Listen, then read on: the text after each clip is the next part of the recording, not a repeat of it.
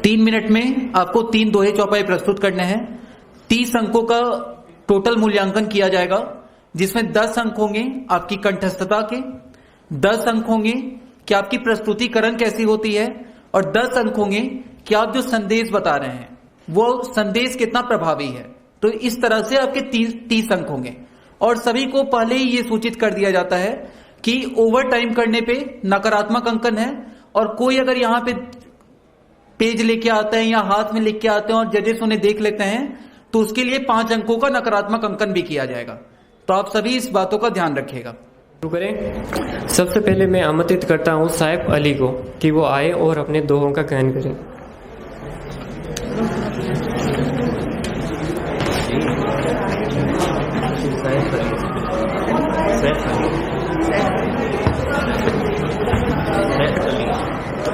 सभागार में उपस्थित सभी सभाजनों का राम राम।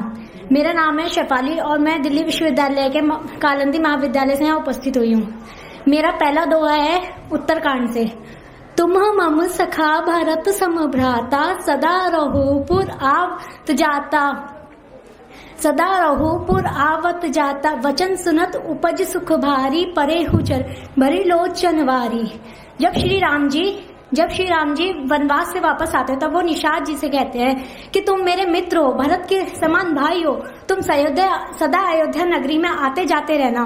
और वह ये बात सुनते ही आनंदित हो उठते हैं और उनके आंखों में प्रेम रूपी आंसू आ जाते हैं और वह उनके चरणों में गिर पड़ते हैं। इससे हमें ये संदेश मिलता है कि जब भगवान ऊंच नीच नहीं देखते तो इस संसार में हम क्यों देखते हैं। हमें दोस्ती करते समय किसी के जाति धर्म नहीं देखनी चाहिए, हमें सिर्फ उसका व्यवहार देखना चाहिए, उसके संस्कार देखने चाहिए। अगर वो सही है तो वो हमारे लिए एक अच्छा सच्चा मित्र बनने के लायक है। मेरा दूसरा दोहा है अयोध्या कांड से। देहिक देविक भौतिक तापा, राम राज नहीं कही व्यापा, सब नर करहि परस्पर प्रीति, राम राज कही राम राज चले सर्वधर्म नीति श्रुत नीति। इस दोहे का भाव अर्थ है कि राम जी के राज में देहिक देविक भौतिक नहीं व्यापते, सब नर एक दूसरे से परस्पर प्रेम करते हैं और वेदों में लिखी बातों का नियमों का पालन करते हुए अपने धर्म का पालन करते हैं। ऐसे ही हमें अपने संसार में अपने राष्ट्र में, अगर हमारे राष्ट्र में प्रेम है और एकता है तो हमारे राष्ट्र में कोई भी संकट नहीं आता। अगर नहीं आएगा और वह हमें हर समस्या से निकलने का रास्ता बताएगा। मेरा तीसरा दोहा है किष्किंधा कांड से। कही रिचपति सुनो हनुमाना, कही रिचपति सुनो हनुमाना, का चुप्पी साधी रहू बलवाना, का चुप्पी साधी रहू बलवाना, पवन तनय बल पवन समान, बुद्धि विवेक विज्ञान निधान। वो कहते हैं, जामवंत जी कहते हैं, हे हनुमान, हे बलवान, तुमने ये चुप्पी क्यों साध रखी है, तुमने ये चुप्पी क्यों साध रखी है, तुम तो बलवान हो, पवन के पुत्र हो, पवन के समान हो बल में, तुम बुद्धिमान हो, विज्ञान की खान हो। इससे हमें संदेश मिलता है कि हमें अपने आत्मविश्वास को कायम रखना चाहिए। अपने कभी भी अपने आप को कभी भी वो नहीं करना चाहिए, अपनी काबिलियत पे विश्वास रखना चाहिए। और कोई भी काम छोटा बड़ा नहीं होता, चाहे आप कुछ भी भूले या कुछ भी करें, अपने ऊपर आत्मविश्वास रखें। धन्यवाद। सबको जय श्री राम।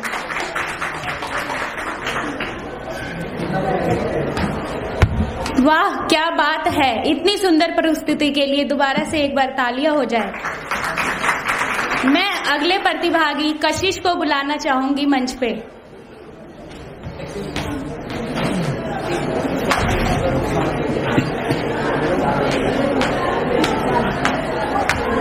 आप सभी को मेरा नमस्ते।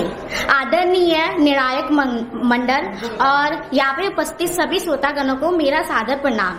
मेरा नाम कशिश है तथा मैं कालिंदी कॉलेज से आई हूँ।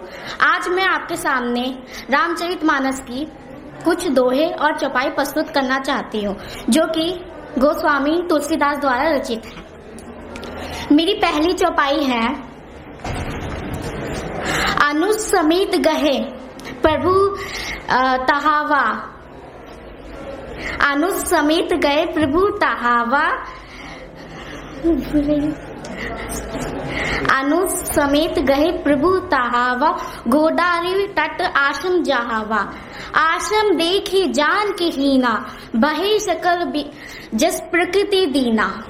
ये आरण्य कांड का चौपाई है, जिसमें इसमें बताया जाता है कि श्री राम जब गोदावरी तट आश्रम में जाते हैं तो वो वहां पे उन्हें सीता जी नहीं दिखती, जिससे वो एक साधारण मनुष्य की तरह व्याकुल तथा दुखी में हो जाते हैं। और वो एक प्रभु होने के बावजूद वो एक साधारण मनुष्य की तरह दुखी और व्याकुल हो जाते हैं। इससे मुझे हमारे जीवन को ये सीख मिलती है कि व्यक्ति अपने दुखों और व्याकुलता को दिखाना उसकी कमजोरी नहीं है, बल्कि उस दुखों से निकलने के लिए उसका धैर्यवान होना सबसे जरूरी है।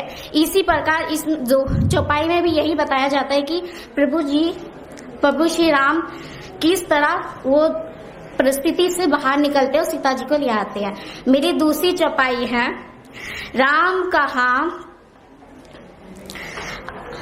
कहा अनुजहु समझाई, राम कहा अनुजहु समझाई, राज देहु सुग्रीव ही जाई, रघुपति चरण नाही करी माथा, चले शकर प्रेरित रघुनाथा। इस चौपाई का अर्थ है कि जब श्री राम जी सीता जी को जब श्री राम जी लक्ष्मण जी को समझाते तुम जाओ सुग्रीव का राज्य अभिषेक करो, क्योंकि उन्होंने सुग्रीव जी को वचन दिया था मैं बलि का वध करके आपको उनका राज्य दूंगा। इससे मुझे ये सीख मिलती है कि वचन इंसान का सबसे महत्वपूर्ण कर्तव्य है, किसी का वचन निभाना सबसे महत्वपूर्ण होता है।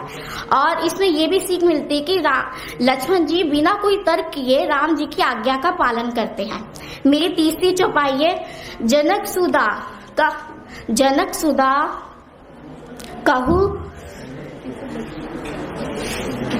जनक सुदा कहू खोजहु जाई, मास दिवस मह आहू भाई, अवधि मिटे जो सुधी न पावे,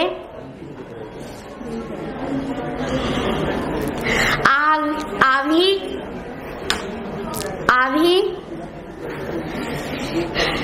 धन्यवाद।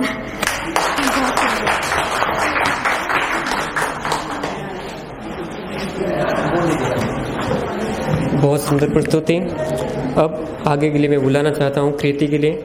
अब उससे पहले आप ध्यान दें कि 2 मिनट होने पे एक टेप सुनाई देगा और 3 होने पे डबल टेप, ताकि प्रतिभागी अपने समय पे ध्यान दे।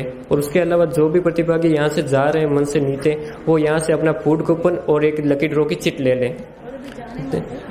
और कृति का स्वागत है, आइए। कृति नाम है आपका? कीर्ति।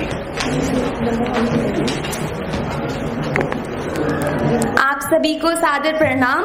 मेरे माननीय निर्णायक गण एवं मेरे अध्यापक जी और प्रिय साथियों, आज मैं कीर्ति शिवाजी कॉलेज की तरफ से रामचरितमानस की कुछ कालजीय पंक्तियां प्रस्तुत करना चाहूंगी, जो हमें जीवन के संघर्ष से लेकर परम आनंद तक की यात्रा का संदेश प्रस्तुत करते हैं।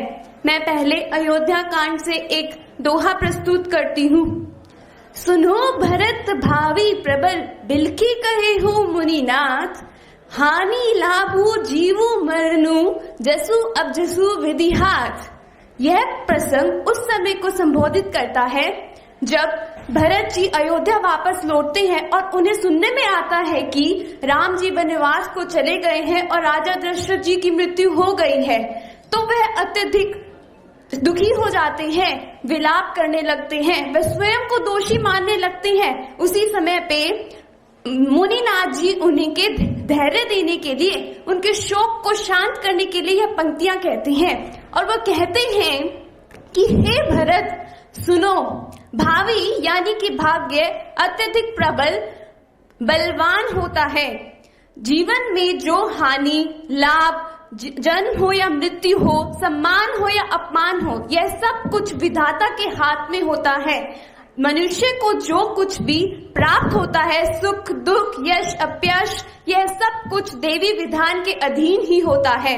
इस पंक्तियों के माध्यम से तुलसीदास जी सिर्फ भरत के संदेश ही नहीं, हम में पूरे समाज को भी संदेश प्रस्तुत करना चाहते हैं कि समाज में जो उतार चढ़ाव है वो स्वाभाविक होता है। मनुष्य हर घटना पर नियंत्रण नहीं कर सकता है, इसलिए विपत्ति के समय में परिवारजनों के साथ में सहारा बनिए, धैर्य से काम लीजिए। जब भी संकट पड़े हमेशा धैर्य, विवेक और नैतिकता का मोल भाव रखते हुए उसका सामना करना चाहिए।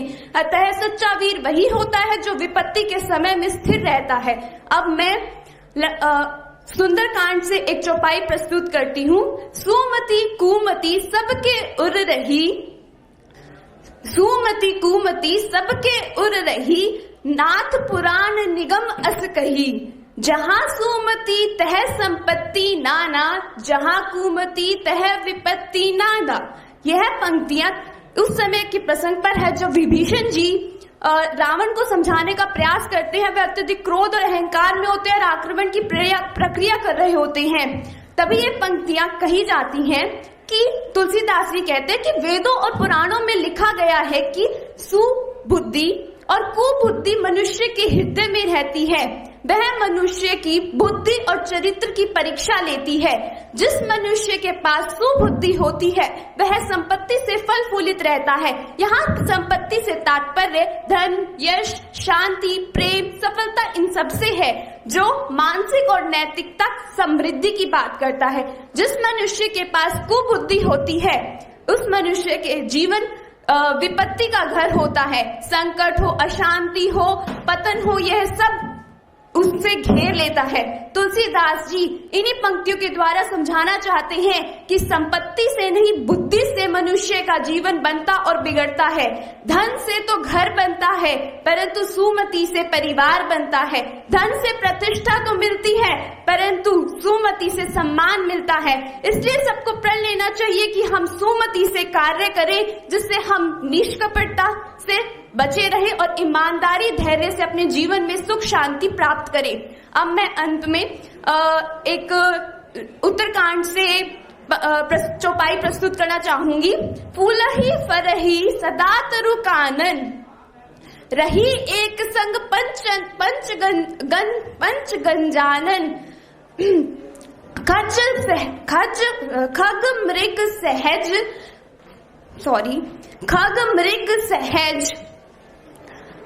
खग मृग सहज बैरु बिरसाई, सभी परस्पर प्रीति बढ़ाई।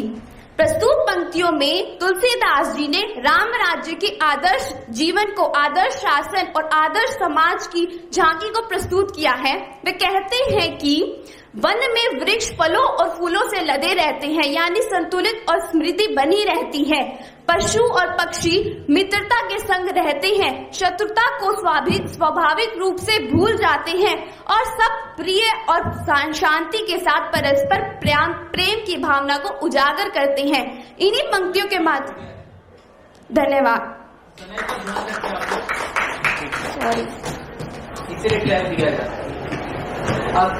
धन्यवाद कृति।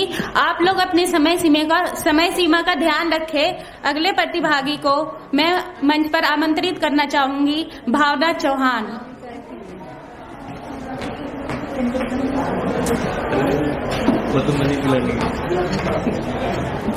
आदरणीय निर्णायकगण, शिक्षकगण एवं मेरे प्यारे साथियों, मैं भावना चौहान शिवाजी कॉलेज दिल्ली विश्वविद्यालय की छात्रा हूं और आप सभी के समक्ष तुलसीदास द्वारा रचित श्री रामचरितमानस के कुछ दोहे प्रस्तुत करना चाहती हूं।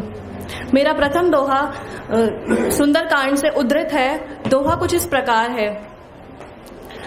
कौन सो काज कठिन जग माही, जो नहीं होए तात तुम पाही। राम काज लग तब अवतारा, सुनते भयो पर्वत आकारा।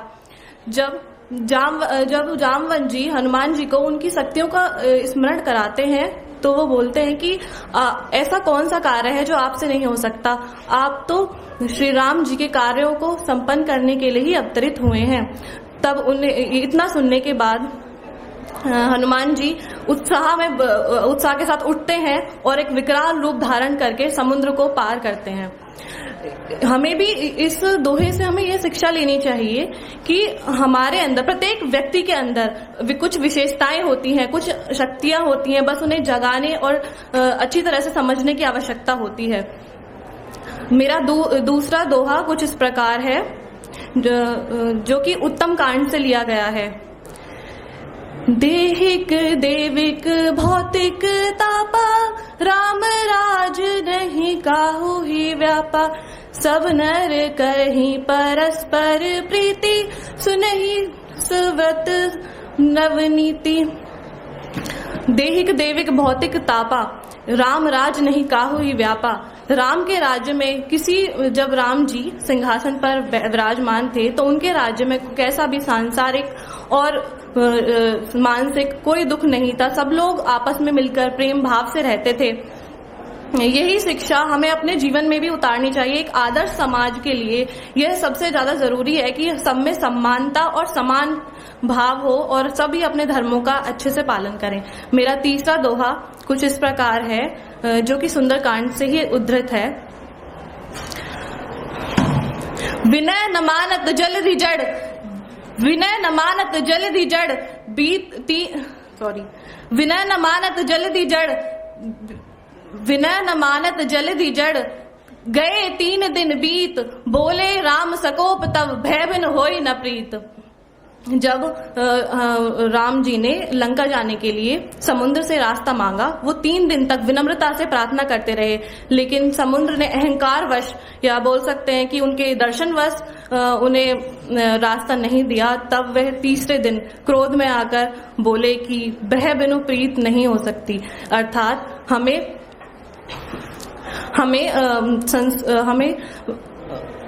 भय बिन प्रीत नहीं हो सकती।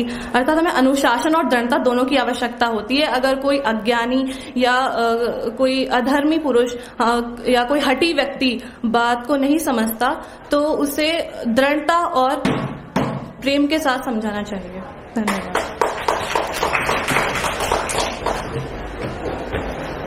प्रांजल निगम।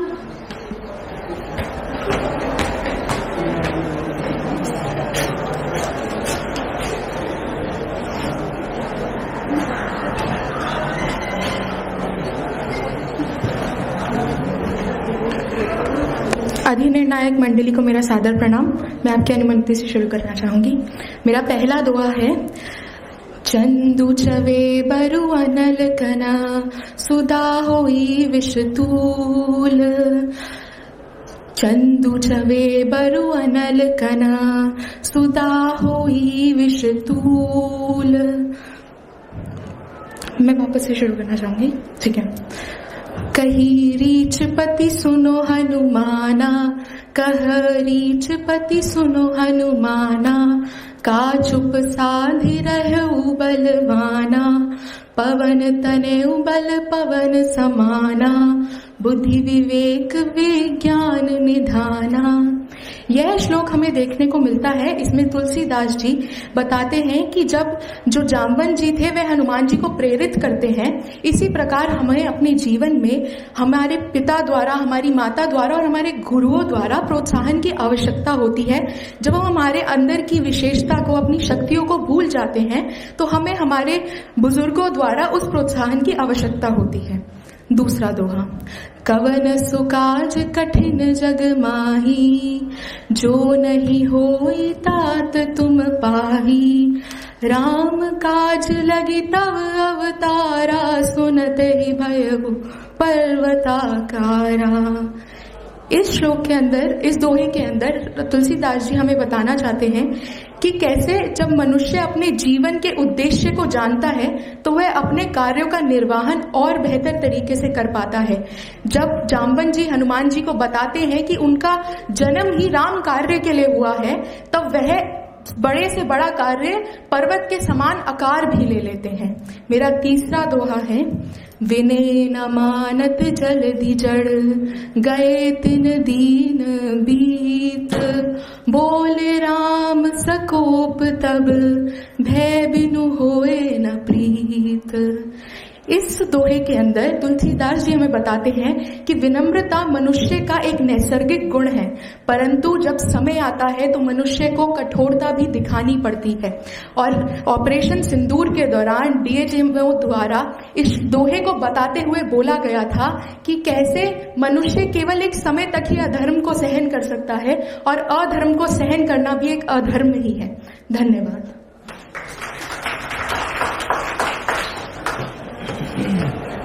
हर प्रतिभागी हमारे मंच को और भी प्रभावशाली बना रहा है।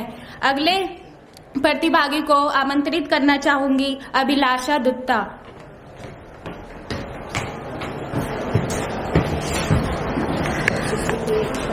आदरणीय निर्णायक मंडल एवं उपस्थित सभी श्रद्धेय जनों को मेरा सादर प्रणाम।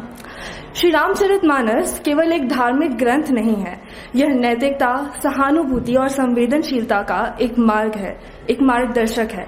आज मैं उसी के कुछ दोहों के माध्यम से समाज और जीवन में मिलने वाले संदेश को आपके सामने साझा करूंगी। धर्म न दूसर सत्य समाना, आगम निगम पुराण बखाना, मैं सोई धर्म सुलभ करी पावा, तजे तिहुपुर अबजस उछावा। इस दोहे में सत्य की सर्वोच्चता को बताया गया है। कहा गया है कि वेद, पुराण, शास्त्र सब यही कहते हैं कि सत्य से बड़ा और कोई धर्म नहीं होता है। जो व्यक्ति सत्य को धारण कर लेता है वह सर्वश्रेष्ठ हो जाता है, और जो इसका त्याग कर दे वह तीनों लोकों में अपयश का भागी हो जाता है। हमारे व्यक्तिगत जीवन में भी सत्य अति आवश्यक है। यह स्थिरता लाता है, यह परिवार के विश्वास की नींव होता है, और समाज में न्याय का प्रचलन सत्य के माध्यम से ही होता है। मेरा दूसरा दोहा है कि काम क्रोध मद लोभ सब, काम क्रोध मद लोभ सब, नाथ नरक के पंथ। काम क्रोध मद लोभ सब, नाथ नरक के पंथ, हरि तेहि पर हरि रघुबीर रही, भजहु बजहि जहि संत। इस दोहे में हमें एक चेतावनी दी गई है, हमें एक ज्ञान दिया गया है कि काम, क्रोध, मद, लोभ ये सब मनुष्य को उसकी पतन की ओर ले जाते हैं। हमें इन सबको जितना हो सके उतना इनका त्याग करना चाहिए और उस मार्ग का अनुसरण करना चाहिए जो सत्य और मर्यादा से जुड़ा हुआ हो, जो आदर्श हो। यह दोहा हमें बताता है कि हमारा व्यक्तित्व केवल बाहरी नहीं आंतरिक भी होता है।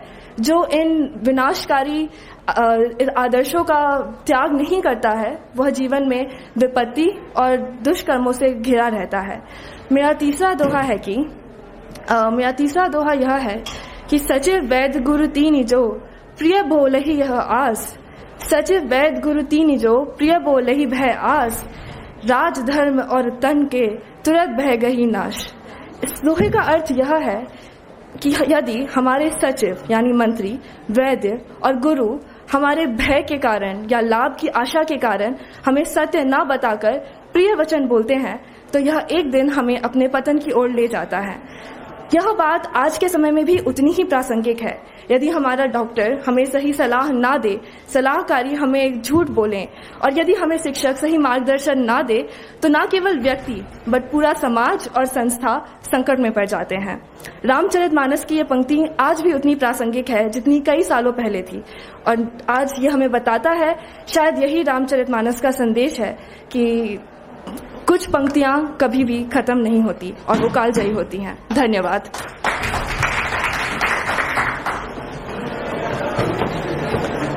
हमारे अगले प्रतिभागी सलोनी।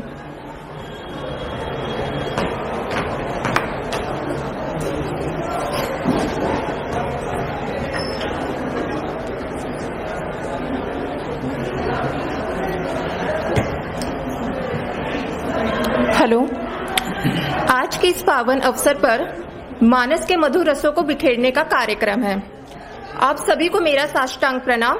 मेरा नाम सलोनी है और मैं विवेकानंद महाविद्यालय की छात्रा हूँ। मेरा पहला दोहा कुछ इस प्रकार से है। सुनु जननी सोई सुतु बड़े भागी, जो पितु मातु बचन अनुरागी, तन मातु पितु तोष निहारा, दुर्लभ जननी सकल संसारा। इसका भावार्थ कुछ इस प्रकार से है कि हे माता सुनो, वह पुत्र बड़ा ही बड़भागी है जो अपने माता पिता के आज्ञा का पालन करता है और वचनों का पालन करता है। आज्ञा के पालन द्वारा माता पिता को संतुष्ट करने वाला ही पुत्र इस संसार में सबसे बड़ा दुर्लभ है। इसका संदेश कुछ इस प्रकार से है कि आज के इस आधुनिक युग में, भागदौड़ भरी जिंदगी में, जहां माता पिता अपने आप को अकेला महसूस करते हैं, अकेलेपन से जूझते हैं, वहां पर जो बच्चे इस दोहे से उन्हें ये सीख मिल सकती है कि उनके पास जाकर बैठे और उनके बारे में सोचे और उनसे बात करें, जिनसे माता पिता के साथ हमारा समय व्यतीत हो सके। दूसरा दोहा मेरा कुछ इस प्रकार से है।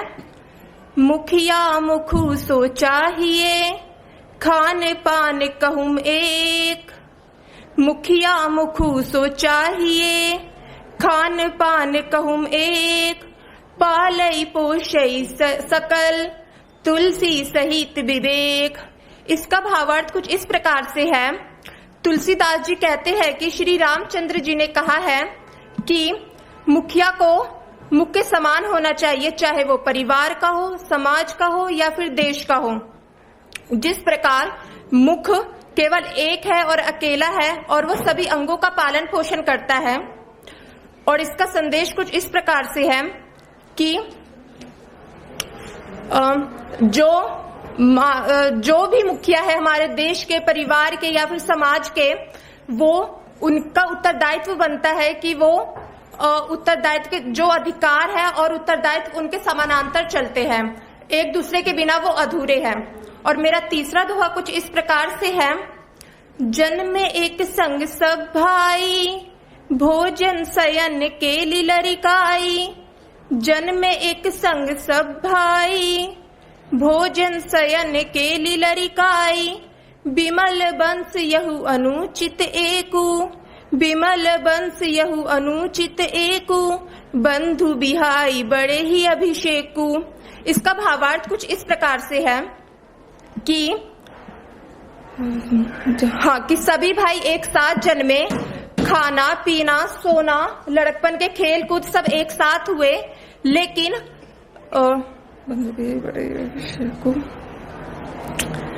धन्यवाद।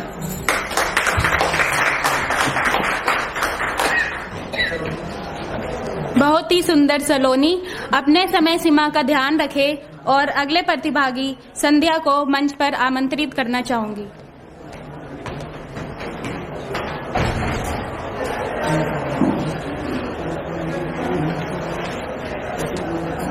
एक मिनट, देखो इसने बहुत अच्छा प्रस्तुत किया, लेकिन ना आप समय का भी ध्यान रखें। अगर आपने अच्छा भी प्रस्तुत किया है और समय क्रॉस हो रहा है तो वो माइनस में जा रहा है, तो ये बहुत ही मतलब दुखद है। तो आप ना अपने आप को मैनेज करो। ऐसे भी कर सकते हैं कि 3 मिनट में 3 पूरे नहीं हो रहे हैं, तो अगर हम 2 ही अच्छे से बता रहे हैं ना, तो इन टाइम तो रहेगा, उससे आपके नंबर नहीं घटेंगे, है ना। लेकिन ऐसा भी ना हो कि बिल्कुल ही फिर 2 ही 2 करके जा रहे हो, ऐसा भी मत करना। आपकी नजर भी थोड़ा इधर रहती है तीखी, तो थोड़ा सा देखिए कि आप कितने टाइम पे चल रहे हैं, है ना, उसी हिसाब से अपने आप को मैनेज करें। ठीक, आगे अच्छा संध्या हमारे बीच उपस्थित नहीं है। मैं अगले प्रतिभागी अन्नू कुमारी को मंच पर आमंत्रित करना चाहूंगी। प्रज्ञा मिश्रा।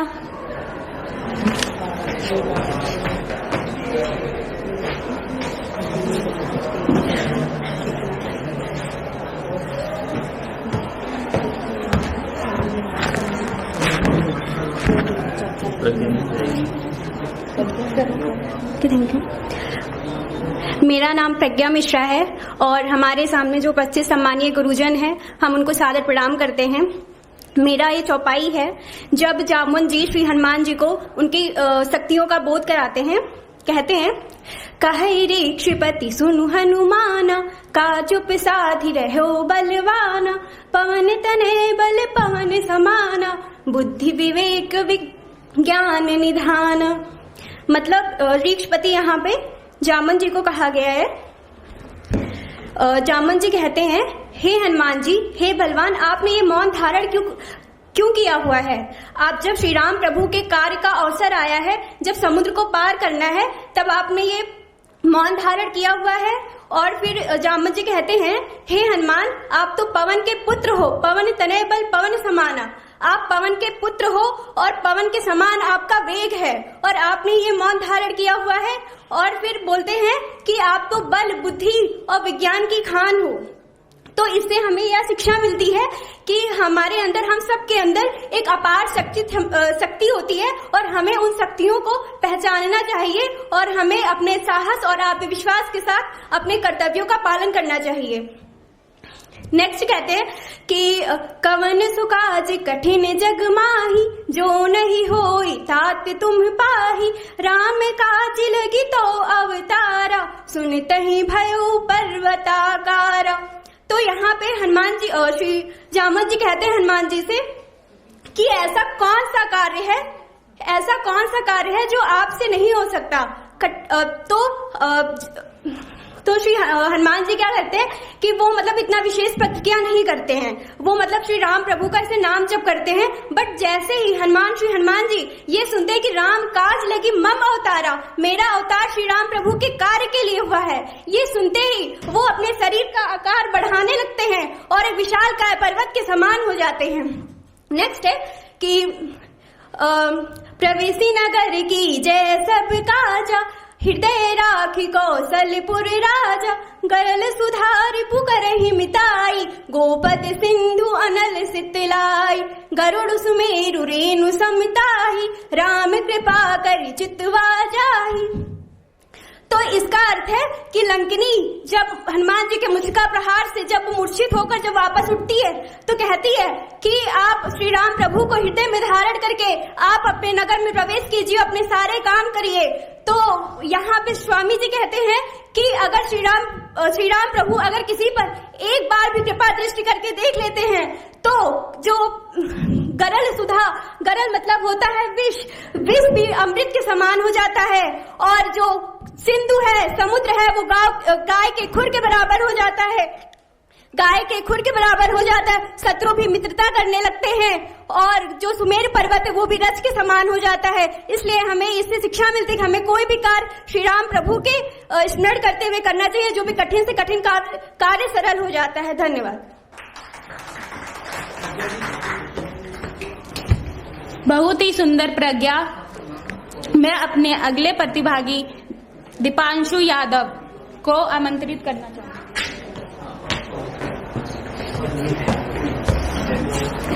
मेरा नाम दीपांशु यादव है, मैं शिवाजी कॉलेज का छात्र हूँ। आज हम रामचरितमानस के कुछ दोहों का अध्ययन करेंगे। मेरा पहला दोहा है कि दिव्य भशन भूषण पहिराए, जय निज नूतन अमल सुहाए। कहत ऋषि वधु सरस मृदुबानी, नारी समाज नारी धर्म कछु ब्याज सब बखानी। जब ऋषि अत्रि जी की वधु अनसुईया सीता जी को वस्त्र पहनाती है और गहने पहनाती है, वो उन्हें समझाती है कि स्त्री का धर्म कुछ ब्याज के समान होता है और उनके धर्म बहुत होते हैं। इससे हमें संदेश मिलते हैं कि जिस प्रकार अनसुईया जी ने नारी के धर्म को, नारी के ज्ञान को बताया है, वैसे उसी प्रकार हमें आज के समय में नारी के धर्म के बारे में समझना चाहिए, नारी का सम्मान करना चाहिए, नारी की हमें इज्जत करनी चाहिए। दूसरा कुछ इस प्रकार है, लोभी लंपट लोलुच पारा, जे ताकहु पर धनु पर तारा। एताहू मैं एते अति घोरा, यदि जननी यहू सम्मत मोरा। इसमें कहते हैं कि कोई लालची लोभी लंपट जो पराई धन या पराई स्त्री पे अपनी नजर लगाते हैं, हे जननी मेरा उनसे बुरा हाल हो यदि मैं ये कार्य में सम्मिलित हूँ।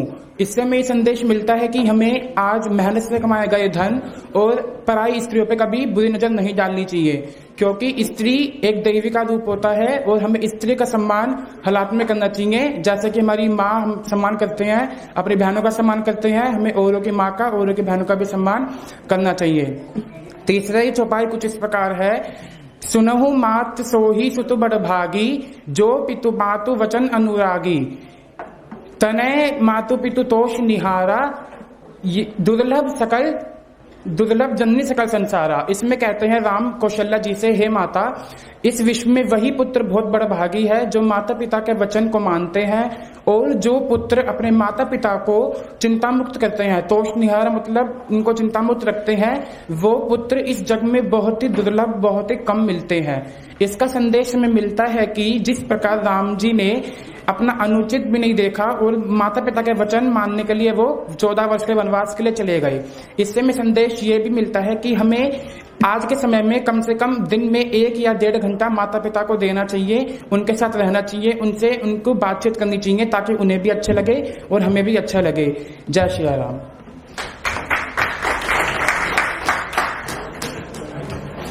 हमारे अगले प्रतिभागी सलोनी मौर्य।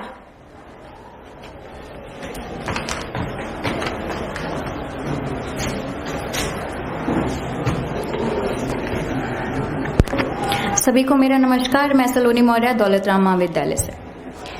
हे हिम रघुपति नाम उदारा, अति पावन पुराण श्रुति सारा, मंगल भवन अमंगल हारी, उमा सहित जेहि जपत पुरारी। भावार्थ, राम नाम का नाम सबसे उदार और पवित्र माना गया है। इसे वेद पुराण सबसे अपने ऊंचे सर्वोच्च स्थान पर रखते हैं। ये राम नाम का नाम सभी मंगलों का घर है और अमंगलों को नष्ट करने वाला है। स्वयं शिव जी भी उमा जी के साथ, पार्वती जी के साथ राम नाम को बचते हैं। संदेश, राम नाम केवल एक नाम ही नहीं, हमारे जीवन को अपार लगाने वाला ग्रंथ है। प्रातः काल उठ के रघुनाथा, मातु पिता गुरु ना वही माथा, आयशु मांगी करही पुर काजा, देखि चरित हर्षई मन राजा। भावार्थ, प्रभु श्री राम प्रातः काल उठते हैं, अपने माता पिता और अपने गुरु के आगे शीश नवाते हैं और उनसे आज्ञा लेकर अपने नगर के कार्यों में लग जाते हैं। प्रभु श्री राम का ऐसा चरित्र देखकर राजा दशरथ जी बहुत ही पुलकित हो उठते हैं और आनंदित होते हैं। संदेश, बड़ों का आशीर्वाद, संस्कार और अनुशासन ही हमारे जीवन को सार्थक और आदर्श बनाता है। कवन सुकाज कठिन जग माही, जो नहीं होई तात तुम पाही, राम काज लगी तब अवतारा, सुनत ही भयउ पर्वताकारा।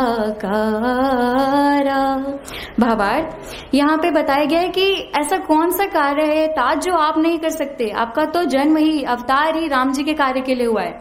ये शब्द सुनते ही प्रभु श्री हनुमान पर्वत के आकार के बड़े हो जाते हैं, अर्थात अत्यंत ही विशालकाय हो जाते हैं। संदेश, यदि हम कोई भी कार्य करने का अपने मन में ठान ले तो हम उसे अवश्य कर देते हैं, बस जरूरत होती है तो सच्ची प्रेरणा की। धन्यवाद।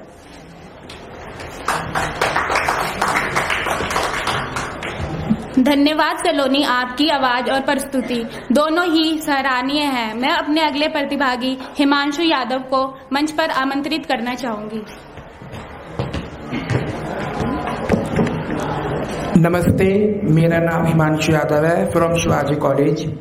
तो आज मेरा पहला दोहा है। जन्मे एक संग सब भाई, भोजन शयन के लिलरकाई, बिनु जन्मे एक संग सब भाई, भोजन शयन के लिलरकाई, बंस विमल एक अनुचित एकू, बंधु बड़ा ही राज अभिषेक एकू। इसका अर्थ यह है कि जब हम चारों भाई एक साथ बड़े हैं तो फिर राजाभिषेक सिर्फ बड़े का ही क्यों होना चाहिए। इसका मतलब कि हमें हर एक मुसीबत, हर एक दिक्कत को साथ में झेलना चाहिए, चाहे वो खुशी हो चाहे वो दुख हो। इसका मेरा दूसरा दोहा है। कहना पावुक जारी है, काना समुद्र समाई, काना करे अबल प्रबल, काना करे अबला प्रबल।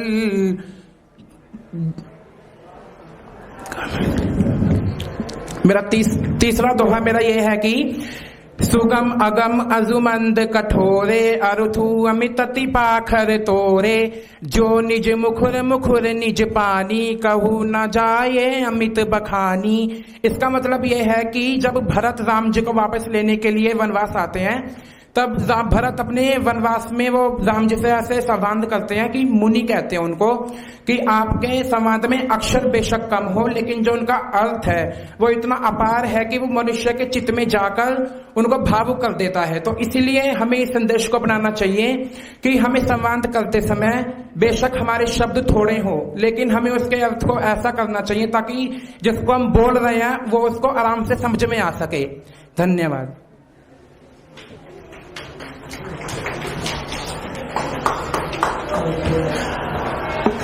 हमारे अगले प्रतिभागी सलोक शर्मा।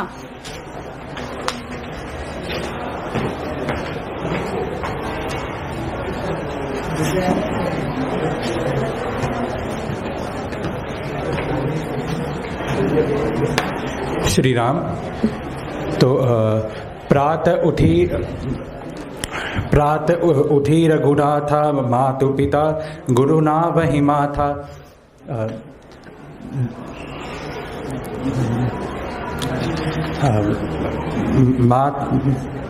तो ये इसका जो पूरा श्लोक है, ये जो पूरा दोहा है, इसका भावार्थ इसमें तुलसीदास जी ये दर्शाना चाहते हैं कि कैसे श्री राम जी, कि ये बाल कांड का दोहा है, तो इसमें वो ऐसा बताना चाहते हैं कि कैसे उस कम आयु में ही वो रामचरित को दर्शाते हैं कि क्योंकि श्री राम को रामो विग्रहवान धर्म ऐसा हमारे शास्त्र कहते हैं, तो उसी में वो मर्यादा पुरुषोत्तम का जो रामचरित का जो पूरा भावार्थ है वो इस पूरे दोहे में हमें मिलता है। फिर इसका अगला जो है विभीषण जी से है कि आवत देखी शक्ति अति घोरा प्रणतारति भंजन पन मोरा। तुरत विभीषण पाछे मेला सन्मुख राम सहेयु सेला। तो ये जो दोहा है ये इसका जो संदेश है ये पूरा शरणागति के ऊपर है कि है ना, जैसे वो देख रहे हैं कि उनके प्राण अभी जाने वाले हैं तो वो तुरंत ही है ना श्री राम की शरणागति ले लेते हैं और ये दिखा रहे हैं कि कैसे कि जो शरणागत है प्रभु उसको कभी त्यागते नहीं है, जो शरणागत होता है। और यही सिद्धांत श्री रामानुजाचार्य, श्री वल्लभाचार्य ने श्री भाष्य आदि ग्रंथों में दर्शाया और यही सिद्धांत को तुलसीदास जी इस एक दोहे के माध्यम से हमें बताते हैं। फिर क्या अनुज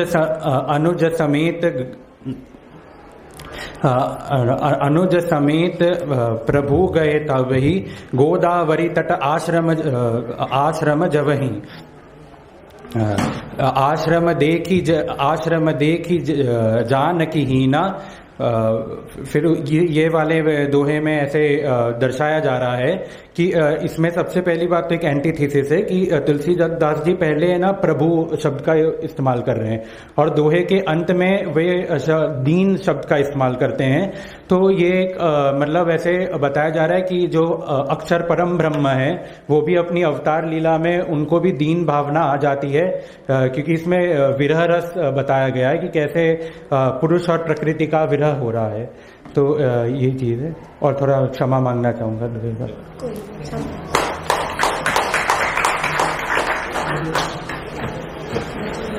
अगले प्रतिभागी विजय कुशवाहा।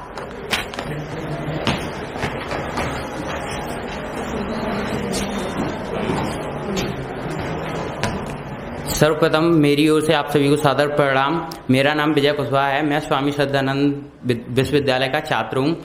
सर्वप्रथम मैं आपके सामने दोहा प्रस्तुत करना चाहूंगा। सुनहु भरत भावी प्रबल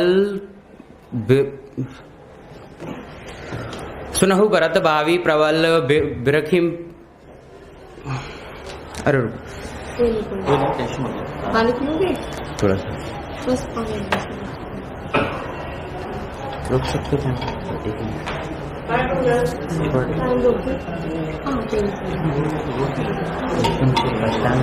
कोई बात नहीं, कोशिश ही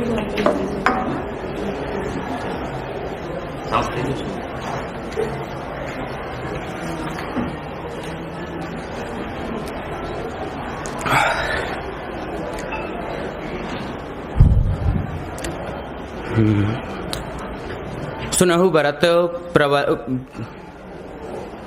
सॉरी मैम, आप ना ऐसा करो, अभी रुक जाओ, दोबारा आ जाओ। हाँ सॉरी, कोई इशू नहीं, अभी इसको पेंडिंग पे रखते हैं 14।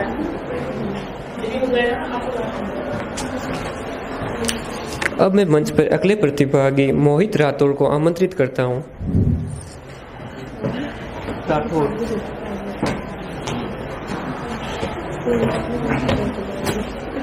सभी को नमस्कार, मेरा नाम मोहित है और मैं शिवाजी कॉलेज 3rd ईयर का छात्र हूँ। प्रातः काल उठी के रघुनाथा, माता पिता गुरु निवाई माथा, आयसु मागी करही पुर काजा, देख चरित हरसई मन राजा। अर्थात श्री रामचंद्र जी सुबह जल्दी उठकर अपने माता पिता गुरुजनों का आशीर्वाद लेते हैं और फिर नगर के कार्य के लिए जाते हैं। यह सब देखकर उनके पिता राजा दशरथ बहुत हर्षित होते हैं। इससे हमें यह सीख मिलती है कि हमें अपने माता पिता अपने गुरुजनों का आदर सम्मान करना चाहिए और उनसे सीखना चाहिए। और अगर हम अच्छे कार्य करते हैं तो इससे हमारे माँ बाप को, गुरुजनों को बहुत अच्छा महसूस होता है, उनका मन बहुत हर्षित होता है। मेरा दूसरा दुआ है, अनुज समेत गए प्रभु तहावा, गोदावरी तट आश्रम जहावा, आश्रम देख जानकी हीना, भय विकल जस प्राकृत दीना। अर्थात राम जी जब लक्ष्मण जी के साथ अपने आश्रम गोदावरी तट के पास जाते हैं और जानकी जी को ना पाकर वो व्याकुल और दुखी हो जाते हैं, परंतु वह विचलित नहीं होते और तत्पर अपना कार्य करते रहते हैं और रावण का वध करते हैं। इससे हमें यह सीख मिलती है कि कभी भी कोई भी समस्या आने पर हमें विचलित, भयभीत नहीं होना चाहिए, उसका डटकर सामना करना चाहिए, डटकर सामना करना चाहिए। तीसरा दोहा है,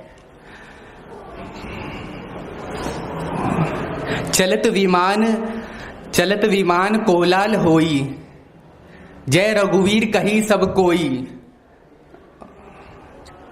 सिंहासन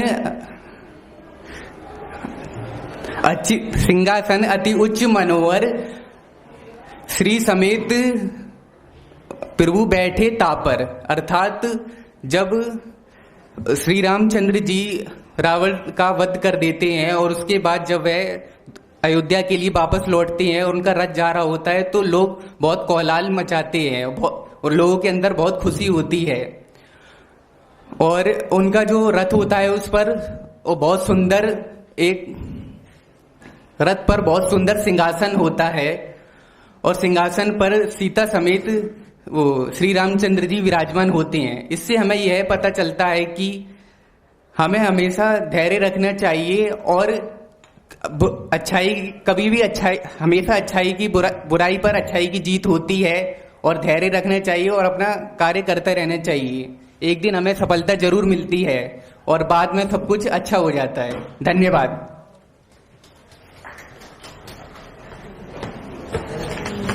धन्यवाद मोहित जी। मैं अगले प्रतिभागी को मंच पर आमंत्रित करना चाहूंगी, यश।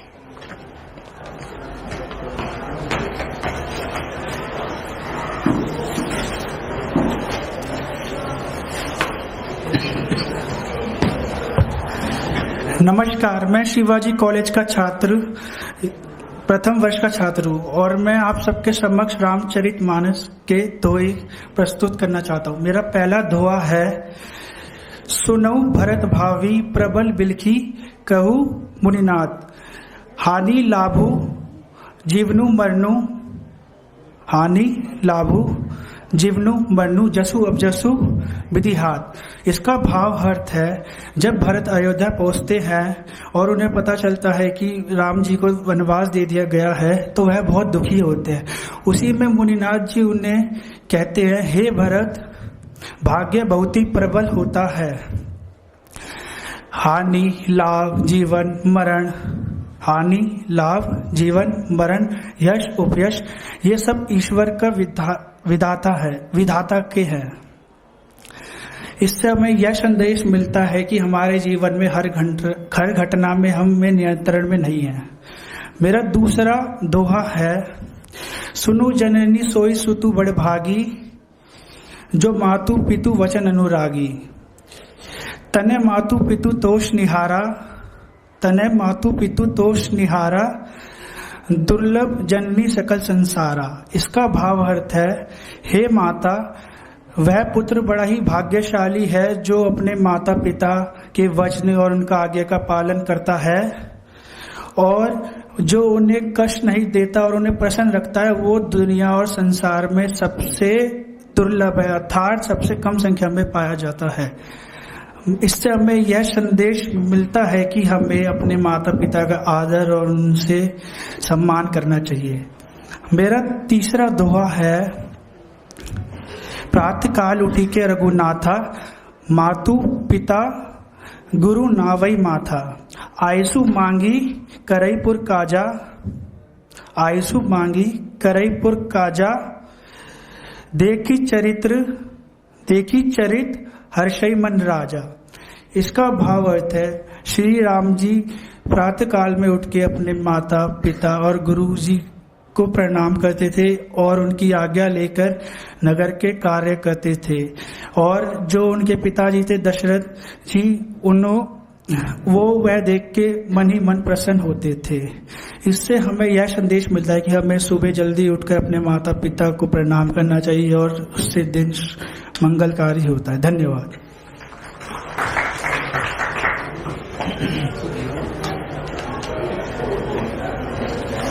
बहुत ही खूब प्रस्तुति यश। अगले प्रतिभागी सानिया खन्ना।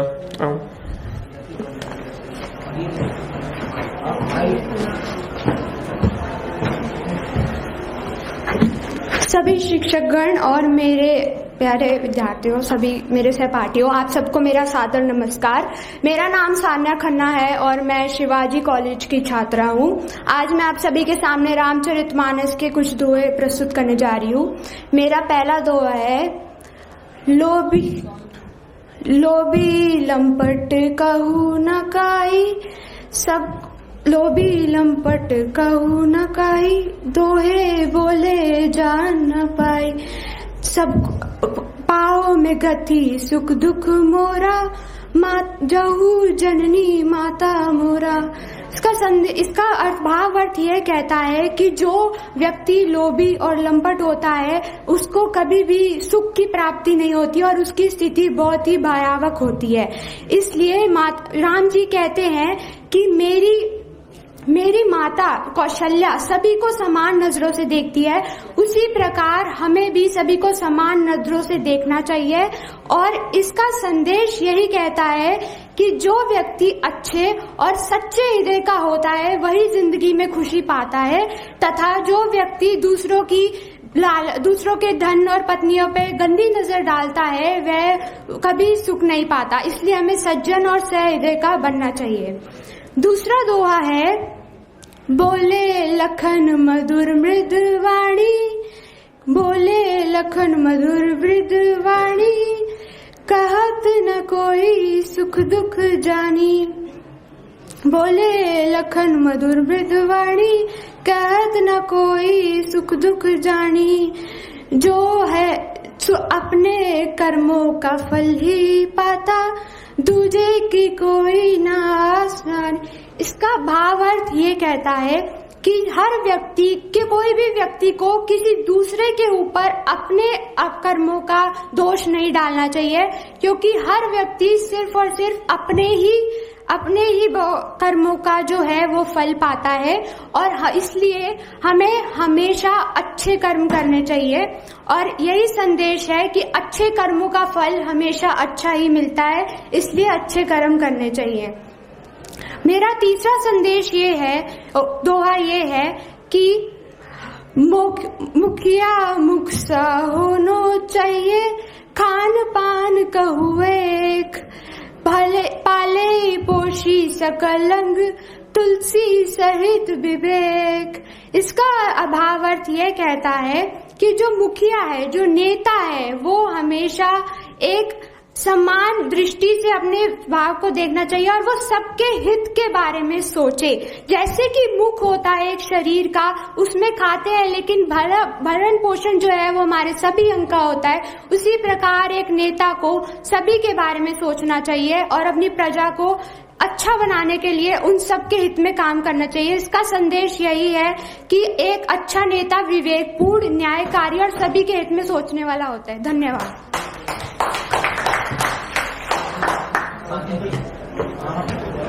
हमारे अगले प्रतिभागी लव भारद्वाज हैं।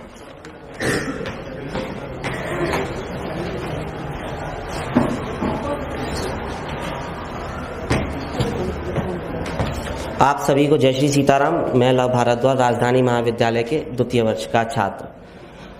मैं 3 चौपाइयां प्रस्तुत करूंगा। एक सुंदरकांड की है, 2 बालकांड की है। एक है जब हनुमान जी लंका जा रहे थे और 2 हैं जब सीता समारोह यानी कि सीता स्वयंवर हो रहा था। प्रवेश नगर कीजे सब काजा, हृदय राखे कौशलपुर राजा।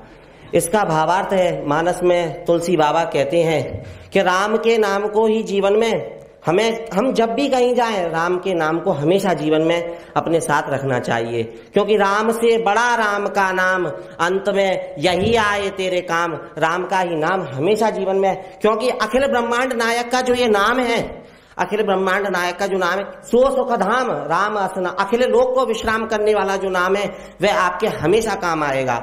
वह जीवन में जो राम का नाम है उससे मतलब अंत में भी आप ये सोचें जीवन में कि अंत में राम का नाम निकल जाएगा, वो संभव नहीं है। जीवन में हर समय राम का नाम लेते रहिए। मैंने तो साक्षात देखा है कि जब मैंने बहुतों को, लोग कहते हैं मरते वक्त राम का नाम ले लेंगे तो गति हो जाएगी, नहीं, मैंने अपनी आंखों से देखा है मरते वक्त लोगों के मुख से राम का नाम नहीं निकलता। इतना सरल नहीं है, इसीलिए नित्य व्यक्ति को जीवन में राम का नाम लेना चाहिए। दूसरी चौपाई है सीता स्वयंवर से।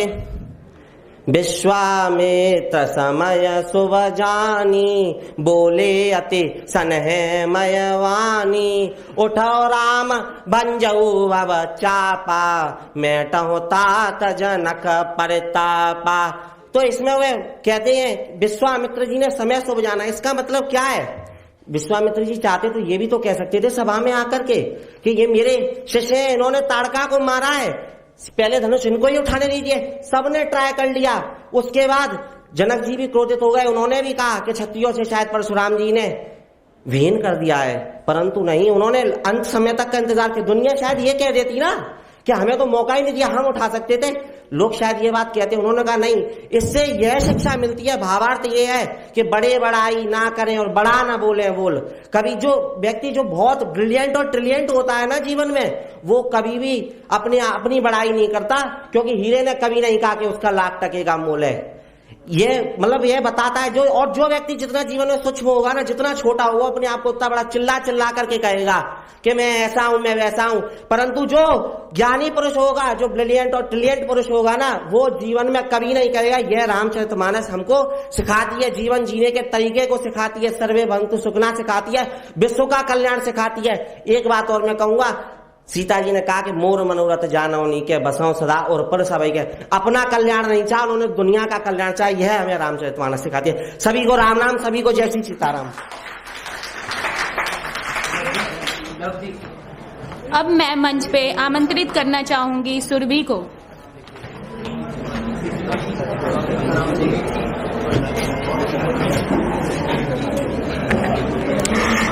जय सीताराम। मेरा नाम है सुरभि और मैं आपसे इस बात की एक कहना चाहती हूँ कि बस जब मैं कहूँ जय सिया राम तो आप भी कहिएगा एक बार जय सिया राम, ठीक है? बोले लखन मधुर मृदुबानी, ज्ञान विराग भगति रस सानी, काहू न कोई सुख दुख कर दाता, निज कृत कर्म भोग सब भ्राता। तो भाव ने तो कहा कि कोई किसी के कहे अनुसार, कोई किसी के किए अनुसार सुख दुख में नहीं पड़ता। सबका अपना अपना कर्म है जो वो भोग रहे हैं और मेरे संदेश ने कहा तो फिर दुख किस बात का है? यदि भोगना तुम्हें है तो करना तुम्हें, तुम करो और अच्छा भोगो। और दूसरा मेरा दोहा है, चित्त ही सब ही पर कीनी दाया, बोले मधुर वचन रघुराया, तुम्हारे बल में रावण मार्यो, तिलक विभीषण कहा बुरी सार्यो। भाग ने कहा कि तुम्हारे ही बल, राम ने कहा कि तुम्हारे ही बल मैंने रावण को मारा है, और इसीलिए वो उनके आगे सारी लंका का राजपाट रख के उनका तिलक कर देते हैं। और मेरे संदेश ने कहा कि हर किसी के अंदर नहीं है ये दम कि जीतने के बाद उसे श्रेय दे सके जिसने तुम्हारा साथ दिया है। भगवान ने किया है तो आप क्या हैं? आपको भी तो करना चाहिए, नहीं? तो अब मेरा तीसरा, देखिए प्रेम ना जब अपने चरम पे पहुंचता है तो वो वैराग है, तो वो समर्पण है। तो सीता मैया कहती हैं, जिया बिन देहु नदी बिन बारी, तेसी अनाथ पुरुष बिन नारी, तेसी अनाथ पुरुष बिन नारी, नाथ सकल सुख साथ तुम्हारे, सरद विमल बिनु बदनु निहारे। सीता मैया कहती हैं कि ये लक्ष्मी वैराग अपनाती है, वैभव छोड़ती है और आपके साथ चलती है, क्योंकि सुख तो आपके साथ है मेरे प्रेम, सुख तो आपके साथ है।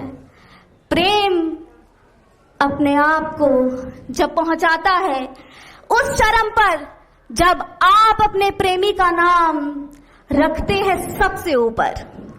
जय सिया राम, जय सिया राम।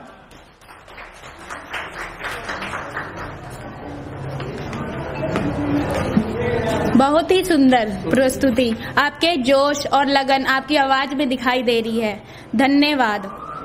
हमारे अगले प्रतिभागी रोशनी को आमंत्रित करना चाहूंगी।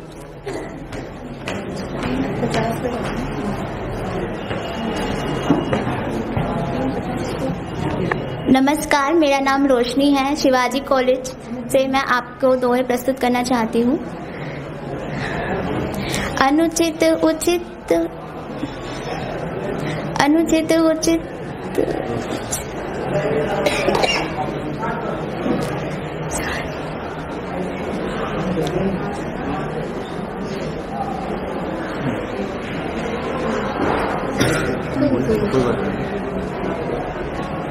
अनुचित उचित विचारु तजीते, पालहि पितु बैन, ते भाजन सुख सुजस के बसहि अमर पतियैन। जो अनुचित और उचित का विचार करे बिना अपने पिता के वचनों का पालन करते हैं, वे सुख और सुयश के पात्र बनकर अंत में स्वर्ग में निवास करते हैं। इसका संदेश यह है कि हमें अपने से बड़ों की आज्ञा का पालन करना चाहिए। वह उनके वचन को मानने से हमें जीवन में सुख और शांति की प्राप्ति होती है। दूसरा दोहा, सुनो सुग्रीव विभीषण, अनुज संहारे हुसैन।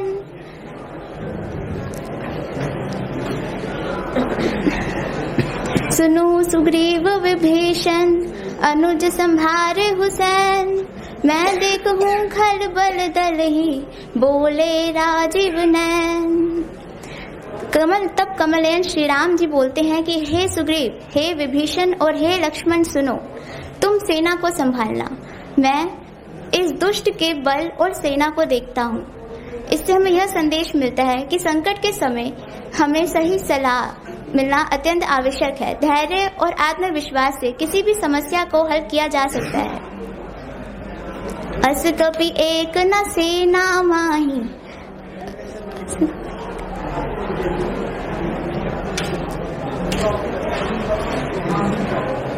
अस कपि एक न सेना माही, राम कुशल जे ही पूछ नाही।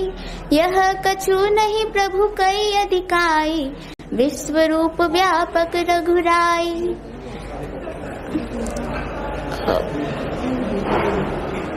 सेना में एक भी वानर ऐसा नहीं था जिससे श्री राम ने उसकी कुशल न पूछी हो, क्योंकि श्री राम के लिए यह कोई बड़ी बात नहीं है, वह सर्वव्यापक है। इससे हमें यह संदेश मिलता है कि वास्तव में महान व्यक्ति वही है जो सच्चा नेतृत्व करता है बिना किसी बाहरी और दिखावटी रूप से। धन्यवाद।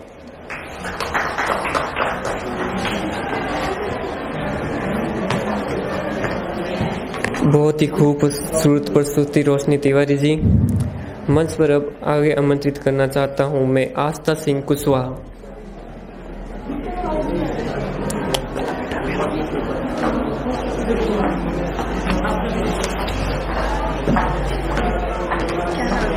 आस्था सिंह कुशवाहा किस नंबर? सभी को नमस्कार। मेरा नाम आस्था है, मैं विवेकानंद कॉलेज की छात्रा हूँ। मेरा प्रथम दोहा किष्किंधा कांड से है। कहि रीच पति सुनु हनुमाना, का चुप साधी रही हूँ बलवाना। पवन तनय बल पवन समाना, बुद्धि विवेक विज्ञान निधाना। अर्थात ऋषिराज जामुन जी हनुमान जी से कहते हैं, हे हनुमान तुम चुप क्यों हो, तुम बल बुद्धि विद्या ज्ञान के भंडार हो, तुम पवन के पुत्र हो, अर्थात पवन के समान बलवान हो।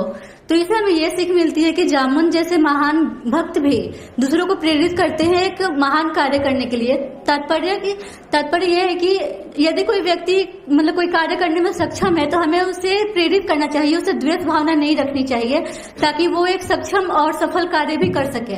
मेरा दूसरा दोहा है, कवन सुकाज कठिन जग माही, जो नहीं हो ही ताति तुम पाही। राम काज लगी तवे अवतारा, सुनत ही भयऊ पर्वताकारा। अर्थात जामुन जी कहते हैं कि तुम्हारा अवतार ही राम के कार्य करने के लिए हुआ है। दुनिया में ऐसा कोई भी कार्य नहीं है जो तुम ना कर सको। यह सब सुनते ही हनुमान जी को अपनी शक्तियों का आभास होता है और वे पर्वत के समान विशाल रूप धारण करते हैं और राम जी के कार्य करने के लिए समुद्र लांघकर जाते हैं। और इससे हमें यह सीख मिलती है कि हमें अपने अंदर आत्मविश्वास और साहस को पहचानना चाहिए और निस्वार्थ भाव से सेवा करनी चाहिए। अगर कोई कार्य हम कर रहे हैं तो उसे निस्वार्थ भाव से करनी चाहिए। मेरा तीसरा दोहा सुंदरकांड से है, नाथे पवन सुत किन्ही जो करनी, ससहु मुख न जाई सो बरनी। पवन तनय के चरित सुहाय, जामवंत रघुपति ही सुनाए। अर्थात यहाँ पे जामुन जी हनुमान जी की गुणों का बखान करते हैं श्री राम जी के सन्मुख। वह कहते हैं कि हनुमान जी ने जो कार्य किए हैं वो असंभव कार्य को उन्होंने संभव करके दिखाया है, तो वो सारे कार्य को श्री राम जी के सामने प्रस्तुत करते हैं। इससे हमें यह संदेश मिलता है कि हमें दूसरों के कार्य की मतलब प्रेरणा मतलब दूसरों को पहले प्रेरणा करनी चाहिए और उसे की महानता को स्वीकार करनी चाहिए, किसी से द्वेष भावना नहीं रखनी चाहिए। धन्यवाद।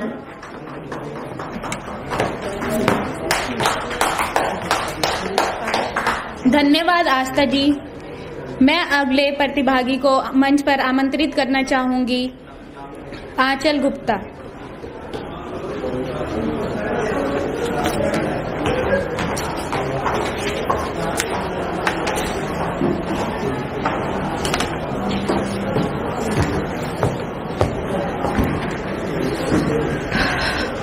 यहाँ पे उपस्थित सभी शिक्षकगण और हमारे साथियों को नमस्कार। मेरा नाम आंचल गुप्ता है और मैं मिरांडा हाउस की छात्रा हूँ। मेरा पहला चौपाई है, सुनु जननी सो सुत बड़ भागी, जो पितु मातु बचन अनुरागी। तने मात पितु तोष निहारा,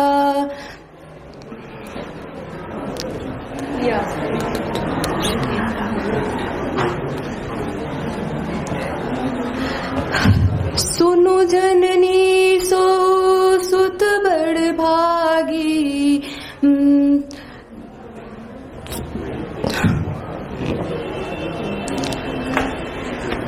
सो सुनु जननी सो सुत बड़ भागी, जो पितु मातु बचन अनुरागी। तनय मात पितु तोष निहारा, दुर्लभ जननी सकल संसारा। इस चौपाई में जब श्री रामचंद्र जी वन जा रहे थे तो उनकी माता जो कौशल्या थी वो बहुत ही उदास थी। तो उनको समझाते हुए राम जी कहते हैं कि हे माँ, इस संसार में कुछ जो पुत्र हैं वो बहुत बड़भागी होते हैं, जो अपने माता पिता के आज्ञा का पालन करते हैं और उनके द्वारा बताए गए उनकी बातों को मानते हैं, जिससे उनके माता पिता जो है वो संतुष्ट होते हैं और उनकी संतुष्टि से जो हमें प्रसन्नता होती है वो बहुत ही लाभकारी होती है। इसलिए आप जब भी अपने माता पिता की बातों को मानेंगे, उनकी आज्ञा का पालन करेंगे, आप जिस काम के लिए जाएंगे वो काम पूरा ही नहीं सफल होगा। मेरा दूसरा चौपाई है। प्रात काल उठी के रघुनाथा, मातु पिता गुरु नावहि माता। मांगी आशीष करही पुर काजा, देखी चरित हर सही मन राजा।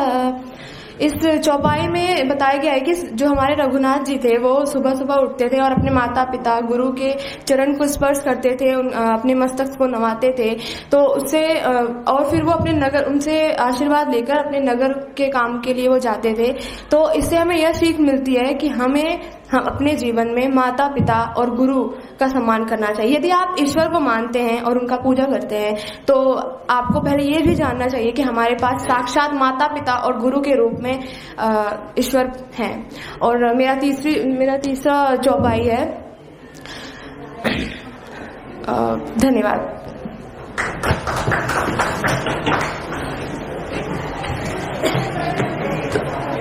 हमारे अगले प्रतिभागी हर्ष राय।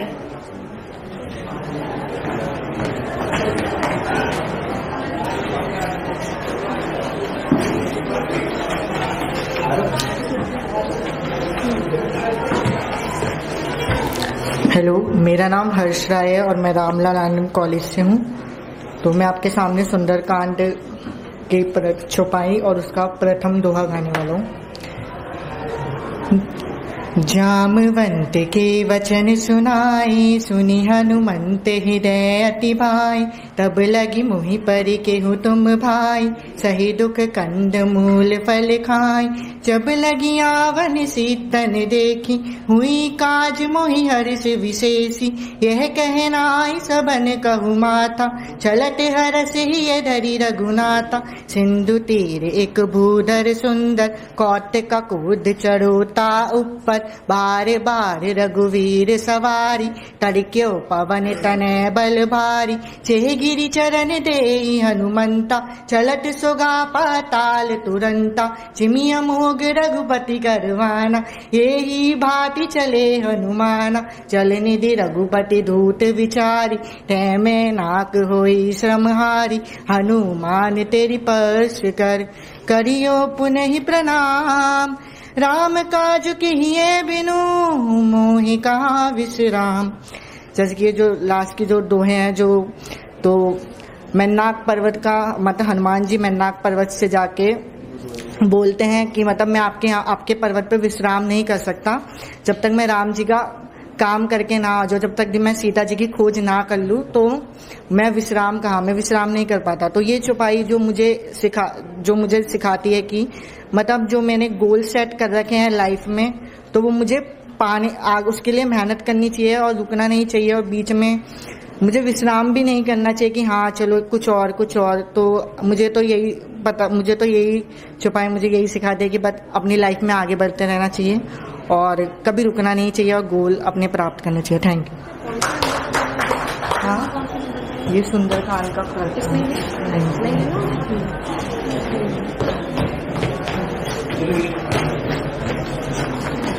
आंचल झा।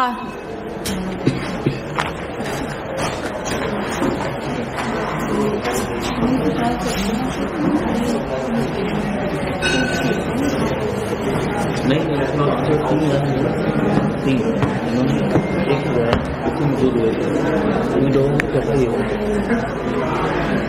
उपस्थित सभी को मेरा नमस्कार।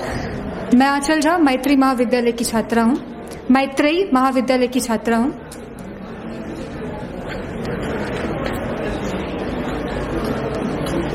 स्टार्ट करती हूँ। प्रातः काल उठ के रघुनाथा, मातु पिता गुरु ना वही माथा, आयुष मांगे करहि पुर काजा, देख चरित हरसई मन राजा। भावार्थ है, श्री रामचंद्र जी सुबह सुबह उठकर सबसे पहले अपने माता पिता अपने गुरुजनों का आशीर्वाद लेते थे, उसके बाद वो अपने नगर का काम करते थे। और इनकी ये चरित्र देखकर उनके जो पिता हैं वो काफी मन ही मन काफी प्रसन्न होते थे। हमें जो इससे संदेश मिलता है वह है कि हमें अपने आचरण में इतनी सहजता, इतना संस्कार रखना चाहिए कि हमारे जो आसपास के लोग हो, हमें जानने वाले लोग हो, वो हमसे प्रभावित भी हो और उन्हें हमें देखकर खुशी हो। हमारे अभिभावक चाहे हमारे गुरु हो, सभी हमें देखकर खुश हों। अगला चौपाई है। सुगम अगम मृदु मंजु कठोरे, अर्थु अमित अति आखर थोरे, जो मुक मुकुर मुकुर निज पानी, गही ना जाए अस अद्भुत बानी। भरत जी जब बोलते हैं और जब वो संवाद करते हैं तो वो बहुत कम बोलते हैं, वो बहुत कम शब्दों का प्रयोग करते हैं, लेकिन वो जो शब्द का प्रयोग करते हैं उसका जो अर्थ होता है वो काफी बड़ा होता है। हमें इससे यही संदेश मिलती है कि जब हम किसी से संवाद करें, जब हम कहीं भी कुछ बोले, तो हम ये कोशिश करें कि हम जब बात करने के दरमियान हम कम से कम शब्दों में अपनी बात को रखें, लेकिन वो जो शब्द हो वो काफी प्रभावी हो। और बिना आवश्यकता के हमें गुस्से से बचना चाहिए। जब आवश्यकता हो तो बातों में हमें थोड़ी गुस्सा लाना चाहिए, लेकिन सहजता सबसे जरूरी चीज है। अगला चौपाई है। नीक मंत्र सब के मन माना, अंगद सन कह कृपा निधाना, बाली तने बुद्धि बल गुण धामा, लंका जाहु तात तात मम कामा। श्री रामचंद्र जी अंगद से कहते हैं कि वो उनके कार्य से लंका जाए, और उनकी जो ये संदेश है, उनका जो ये आग्रह है, वहाँ पे जो भी जितने भी लोग होते हैं सभी को अच्छा लगता है। हमें इससे ये संदेश मिलता है कि जब हम किसी को अपना कार्य सौंपे, जब हम किसी को भी अपना कार्य बोले, तो वो इतनी सहजता से हो, इतनी सहजता से बोली जाए कि सबको वो पसंद आए। धन्यवाद।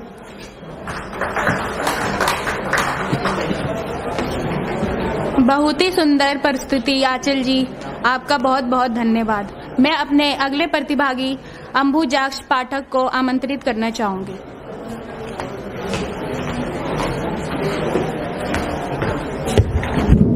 वाग्वादिनी मां वाणी को मेरा प्रणाम, निर्णायक मंडल को मेरा प्रणाम। मैं अपनी प्रस्तुति शुरू करता हूँ। गुरु बिनु भवनिधि तरहि न कोउ, चौबिरंचि शंकर सम होई, संशय शर्प ग्रस्यु मोहि ताता, दुखद लहरी कुतर्क बहु ब्राता। ये प्रसंग उस समय का है, उत्तरकांड का, जब गरुड़ जी काकभुसुंडी के पास पहुंचते हैं और कहते हैं कि इस संसार रूपी भवसागर को बिना गुरु के कोई पार नहीं कर सकता, चाहे वह शंकर के समान श्रेष्ठ क्यों ना हो। उसके बाद गरुड़ जी अपनी उस वक्त की मनोदशा का वर्णन करते हैं जब श्री राम जी को मेघनाथ ने नागफांस में बांध लिया था और उन्हें उनके ईश्वर होने पर शक हुआ था। तब वह काकभुसुंडी जी से कहते हैं कि उस समय मुझे संशय रूपी सर्प ने डस लिया था और कुतर्क रूपी दुख की लहरें मुझे चारों तरफ से घेरे हुए थी। इससे हमें संदेश मिलता है कि कोई भी व्यक्ति कितना भी श्रेष्ठ क्यों ना हो, विद्वता में, योग्यता में, पद में, प्रतिष्ठा में, किंतु जब तक वह किसी को अपना गुरु नहीं मानता, किसी को अपने से श्रेष्ठ नहीं मानता, तब तक इस संसार से पार नहीं कर सकता। इसलिए प्रत्येक व्यक्ति को किसी ना किसी को, वह कितना भी श्रेष्ठ हो, अपने से श्रेष्ठ किसी को मानना चाहिए। मेरा अगला दुआ है कि सुनहु भरत भावी प्रबल बिलखि कहु मुनिनाथ, हानि लाभ जीवन मरनु जस अप जसु विधि हाथ। ये प्रसंग उस वक्त का है जब भरत जी अपनी ननिहाल से लौटे और अपने पिता के निधन की खबर सुनी और देखा कि उनके भाई को वनवास हो गया है। तो श्री दशरथ जी के क्रियाकर्म के पश्चात वशिष्ठ जी ने सभा बुलाई और राजगद्दी स्वीकार करने का प्रस्ताव रखा। तो भरत को समझाते हुए बोले कि हे भरत, होनी से ज्यादा प्रबल इस संसार में कुछ भी नहीं है, होनी सबसे प्रबल है। ये 6 चीजें ऐसी हैं जिन पर इंसान का बस नहीं चलता, हानि लाभ जीवन और मरण, ये सब विधाता के हाथ में होता है, ये सब देवाधीन है। इससे हमें शिक्षा मिलती है कि हमें सब कुछ विधाता पर छोड़कर अपना कर्म करना चाहिए। मेरा तीसरा दुआ है कि मुखिया मुख सो चाहिए, खान पान कहु एक, पालई पोसई सकल अंग, तुलसी सहित विवेक। श्री राम जी भरत जी को राजधर्म का ज्ञान देते हुए कहते हैं कि मुखिया को यानी राजा को मुख के समान होना चाहिए, जो आहार ग्रहण करके उसका संचार समस्त अंगों को करता है और समस्त अंगों के विकास में लाभकारी होता है। इसका संदेश है कि अधिकार का धर्म समष्टि का पोषण है, अधिकार का धर्म सबका पोषण करना है और सत्ता और उत्तरदायित्व तो सिर्फ अपने लिए नहीं बल्कि अपने नीचे जितने भी लोग हैं उनके लाभ के लिए होता है। धन्यवाद।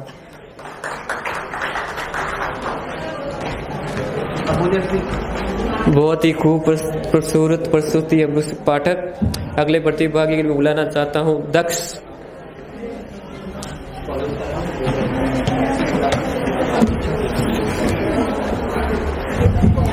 यस मैम, दक्ष, हंसराज कॉलेज। 3-2-1 के साथ मेरा समय शुरू कीजिएगा।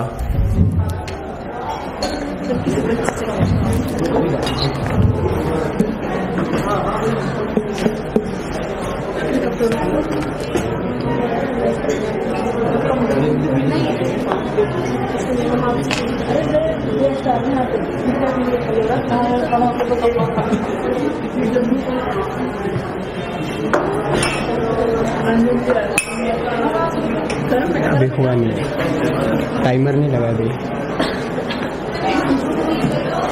3-2-1। सुनहु पवन सुत रहनी हमारी, जिमे 10 नहीं महु जीभ बिचारी। तात कब मोही जानी अनाथा, करी है कृपा भानु कुलनाथा।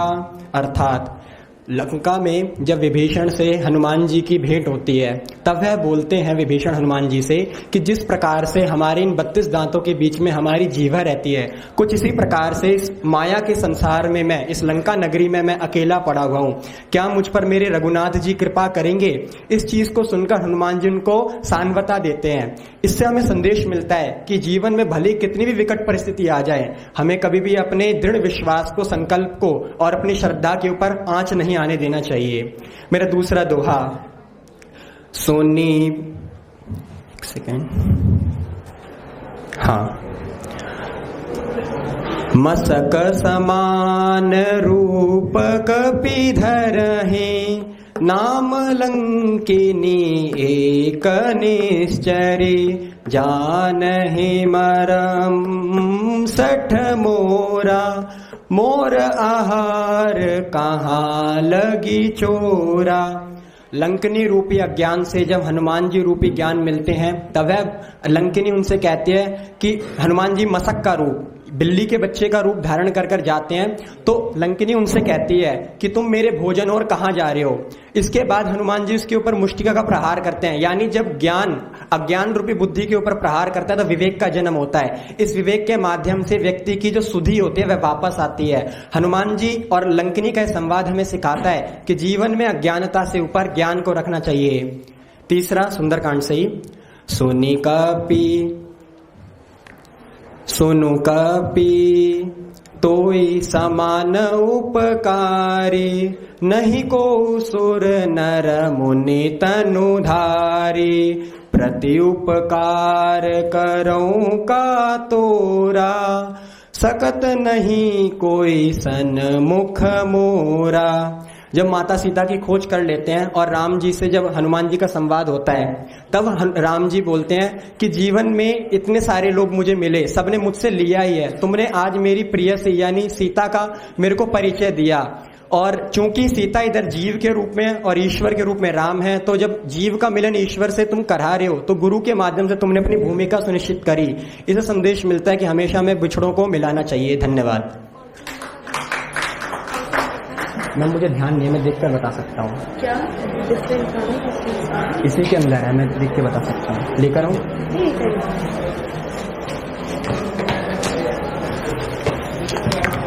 बहुत ही खूब प्रस्तुति दक्ष। अब आगे मैं आमंत्रित कर रहा हूँ अंशु कुमार सिंह।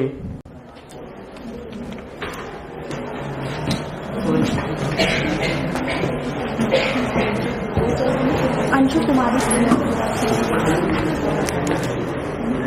जय श्री राम सभी को। मेरा नाम अंशु है और आज आपके सामने मैं उत्तरकांड से एक चौपाई प्रस्तुत करने जा रही हूँ, जो कि कुछ इस प्रकार है। दैहिक दैविक भौतिक तापा, राम राज नहीं काहू ही व्यापा, सब नर करहि परस पर प्रीति, चलहि स्वधर्म निरति श्रुति नीति। अर्थात राम राज्य में किसी भी व्यक्ति को किसी भी प्रकार का दैहिक दैविक और भौतिक दुख नहीं पहुंचता है। सब लोग वहां पर आपसी प्रेम भाईचारे और स्नेह के साथ रहते हैं और नीति और धर्म का पालन करते हुए साथ चलते हैं। हमें भी एक ऐसा ये एक राम राज्य की आदर्श व्यवस्था को प्रस्तुत करता है और आज के भी इस समय में हमें राम राज्य जैसे उस व्यवस्था को कायम रखने की जरूरत है। और इससे हमें ये संदेश मिलता है कि जो शासन आदर्श है उसी में जनता सुखी और समृद्ध है। मेरी दूसरी चौपाई किष्किंधा कांड से है, जो कि कुछ इस प्रकार है। कहई रिछपति सुनो हनुमाना, का चुप्पी साध रहे हूँ बलवाना, पवन तनय बल पवन समाना, बुद्धि विवेक विज्ञान निधाना। अर्थात रीछपति यानी जामवंत जी हनुमान जी को उनकी शक्तियों का बोध करवाते हुए कहते हैं कि हे हनुमान, तुम ये क्या कर रहे हो? तुमने ये चुप्पी क्यों साध रखी है? तुम तो पवन के पुत्र हो और बल में पवन के समान हो और तुम तो बुद्धि विवेक और विज्ञान की खान हो। अर्थात इससे हमें ये संदेश मिलता है कि जब हमारे अंदर कोई गुण हो तो हमें उसको पहचानना चाहिए और जब हमारे अंदर बल हो तो हमें बल के साथ साथ बुद्धि का भी प्रयोग करना चाहिए। मेरी तीसरी चौपाई है वो लंका कांड से है। चलत विमान कोलाहल होई, जय रघुवीर कहई सब कोई, सिंहासन अति उच्च मनोहर, श्री समेत प्रभु बैठे तापर। अर्थात जब विमान पुष्कर विमान लंका से चलते हुए अयोध्या की ओर जाता है तो वहां पर जो लोग रहते हैं उस विमान के अंदर वो पहले बात उसमें कोलाहल होता है उस विमान के अंदर। फिर लोग वहां पे जय रघुवीर का जय घोष करते हैं और प्रभु श्री राम सीता सहित उस अत्यंत सुंदर विमान में उस सिंहासन पे विराजमान हो जाते हैं। ये एक आदर्श शासन की प्रस्तुति करता है। धन्यवाद। जनों को सादर प्रणाम। मेरी पहली चौपाई है। प्रातः काल उठ के रघुनाथा, मातु पिता गुरु ना वही माथा, आय सुमागी करई पुर काजा, देखी चरित हर सौमन राजा। अर्थात रघुनाथ जी प्रातः काल सुबह जल्दी उठ करके अपने माता पिता और गुरु के चरणों में वंदन अर्पित करते हैं। तत्पश्चात नगरों के कार्य के लिए जाते हैं, जिसको देखकर उनके पिता राजा दशरथ मन ही मन हर्षित हो रहे हैं। इससे हमें यही शिक्षा मिलती है कि हमें प्रातः काल सुबह जल्दी उठना चाहिए और माता पिता और गुरुओं का चरण स्पर्श करना चाहिए। प्रातः काल जल्दी उठने से हमारे अंदर सकारात्मक ऊर्जा का संचार होता है और हम विनम्र बनते हैं, और विनम्रता सफलता का एक आवश्यक गुण है। मेरी दूसरा दोहा है। सचिव वैद गुरु तीन जऊं, प्रिय बोलहि भय आस, राज धर्म तन तीन कर, होई बेगी नाश। अर्थात सचिव यानी सलाहकार, वैद्य यानी चिकित्सक, गुरु यानी अध्यापक अगर लाभ या भय की आशा से राजा को प्रिय लगने वाली बात बोलते हैं और सत्य का प्रयोग नहीं करते हैं, तो इससे क्रम से राज्य, धर्म और शरीर का नाश हो जाता है। इससे हमें यही प्रेरणा मिलती है कि इन तीनों में से अगर हम किसी भी पद का निर्वहन भविष्य में करते हैं तो हमें सत्यता के साथ उसका निर्वहन करना चाहिए। मेरा तीसरा दोहा है।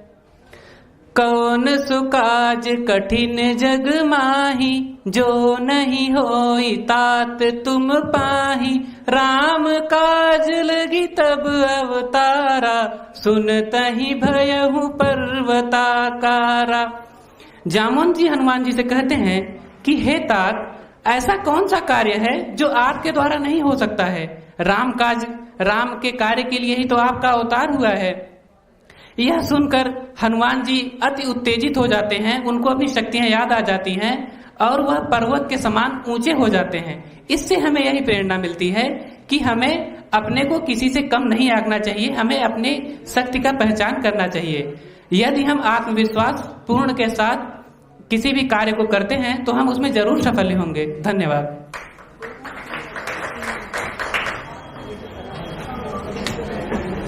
बहुत ही सुंदर प्रस्तुति। अब मैं आगे मंच पे आमंत्रित करता हूं मानसी यादव।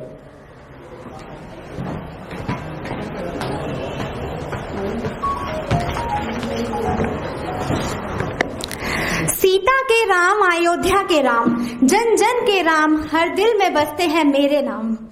लेकर उनका पावन नाम मैं करती हूँ अपनी प्रस्तुति का शुभारंभ।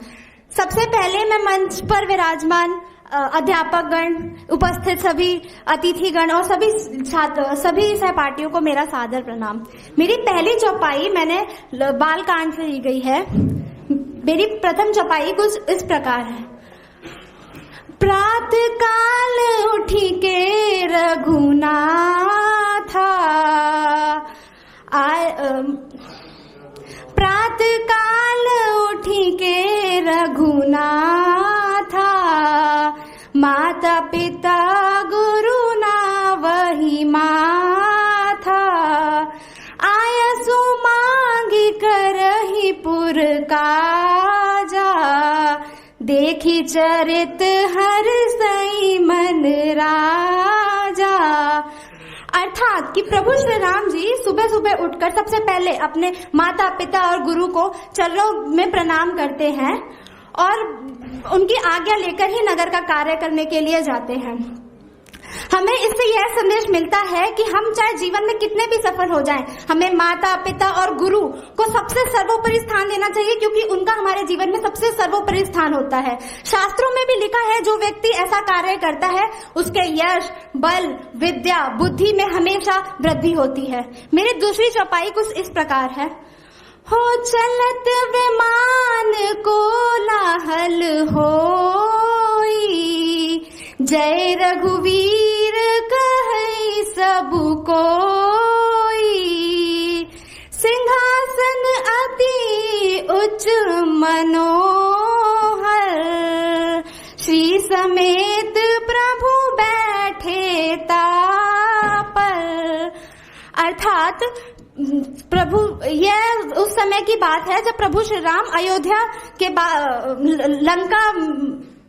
लंका जीत के बाद अयोध्या लौट रहे थे अपने पुष्पक विमान में। पूरी अयोध्या में हर्ष और उल्लास छाया हुआ था और उस समय सभी लोग जय रघुवीर कहकर उनका स्वागत कर रहे थे। तो यह चौपाई उनके अयोध्या आगमन और राज्याभिषेक की हर्ष को प्रस्तुत करता है। हमें यह शिक्षा मिलती है कि हमें हमेशा सत्य और धर्म के मार्ग पर चलना चाहिए, हमेशा सत्य की जीत होती है। मेरी तीसरी चौपाई कुछ इस प्रकार है। यहाँ प्रात जागे रघुराई, पूछी मत सब सचिव बोलाई।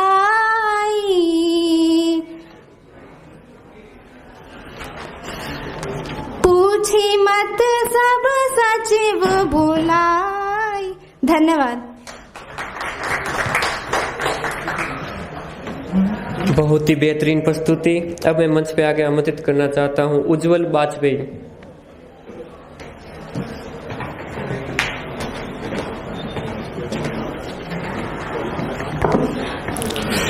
यहाँ पे उपस्थित सभी निर्णायकगण एवं श्रोतागणों को मेरा सादर प्रणाम। मैं उज्जवल वाजपेयी रामलाल आनंद कॉलेज का द्वितीय वर्ष का छात्र हूँ। आपने स्टार्ट कर दिया, ठीक है। तो मेरी पहली चौपाई तब आती है जब हनुमान जी को संशय होता है, संदेह होता है कि उनकी शक्तियां कितनी हैं, संदेह होता है कि वो क्या कर सकते हैं। तब जामवंत जी जो कहते हैं वो आपको सुनना चाहिए। कवन सो काज कठिन जग माही, जो नहीं जानत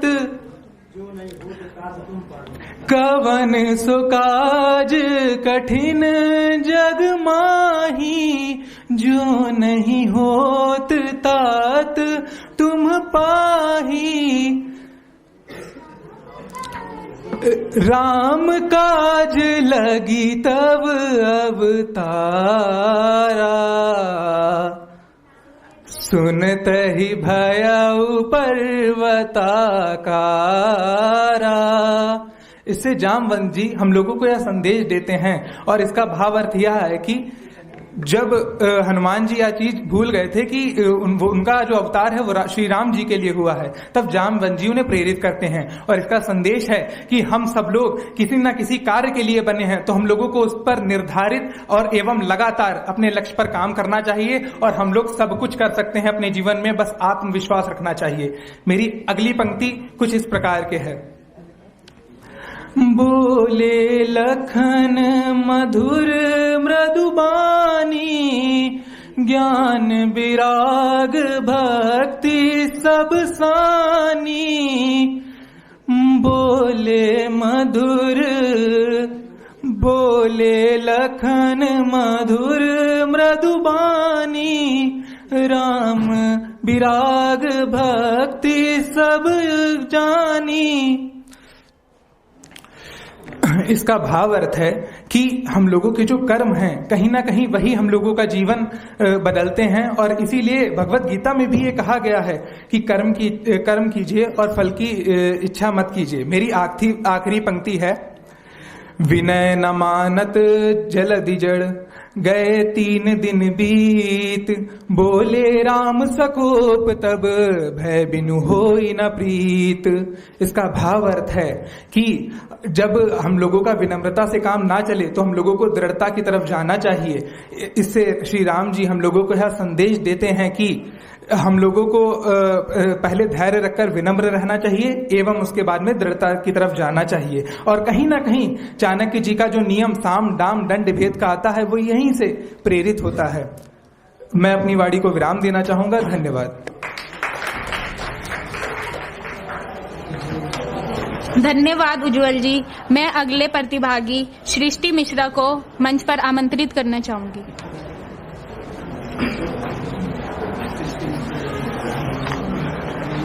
अधोराज शर्मा।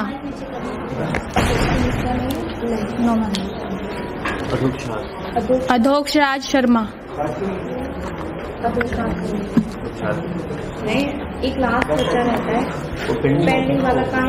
वो माइक बंद है, आप एक बार फोन करिए। विजय को ये है ही नहीं काट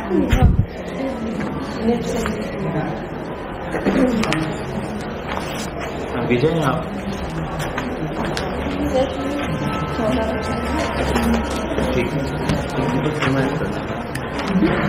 सर्वप्रथम यहाँ उपस्थित आप सभी को मेरा सादर प्रणाम। मैं विजय कुशवाहा स्वामी सदानंद विश्वविद्यालय का छात्र हूँ। मेरा पहला दोहा है, प्रातः काल हुट के रघुनाथा मातु पिता गुरु नावही माता। प्रातः काल हुट के रघुनाथा मातु पिता गुरु नावही माता। आयशु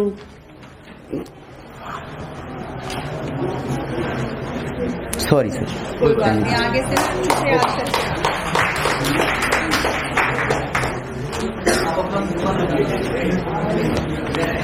अगले प्रतिभागी दीपक शर्मा को मंच पर आमंत्रित करना चाहूंगी।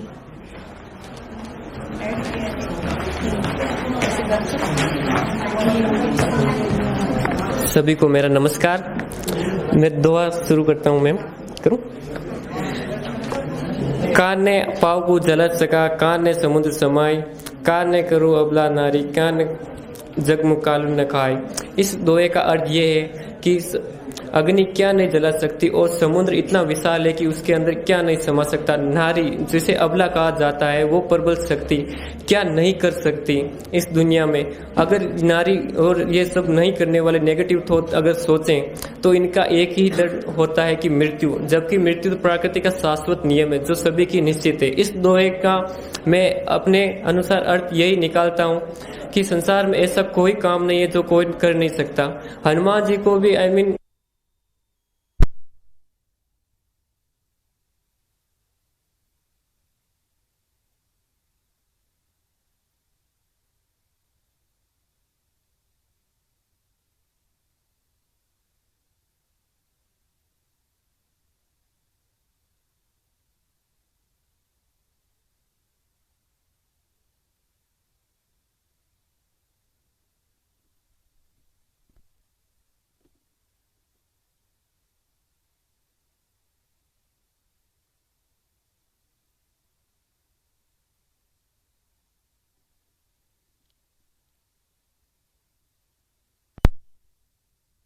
और बराबर तुलना के साथ समता मूलक न्याय करते हैं। मैं अपना तीसरा दोहा प्रस्तुत करता हूँ।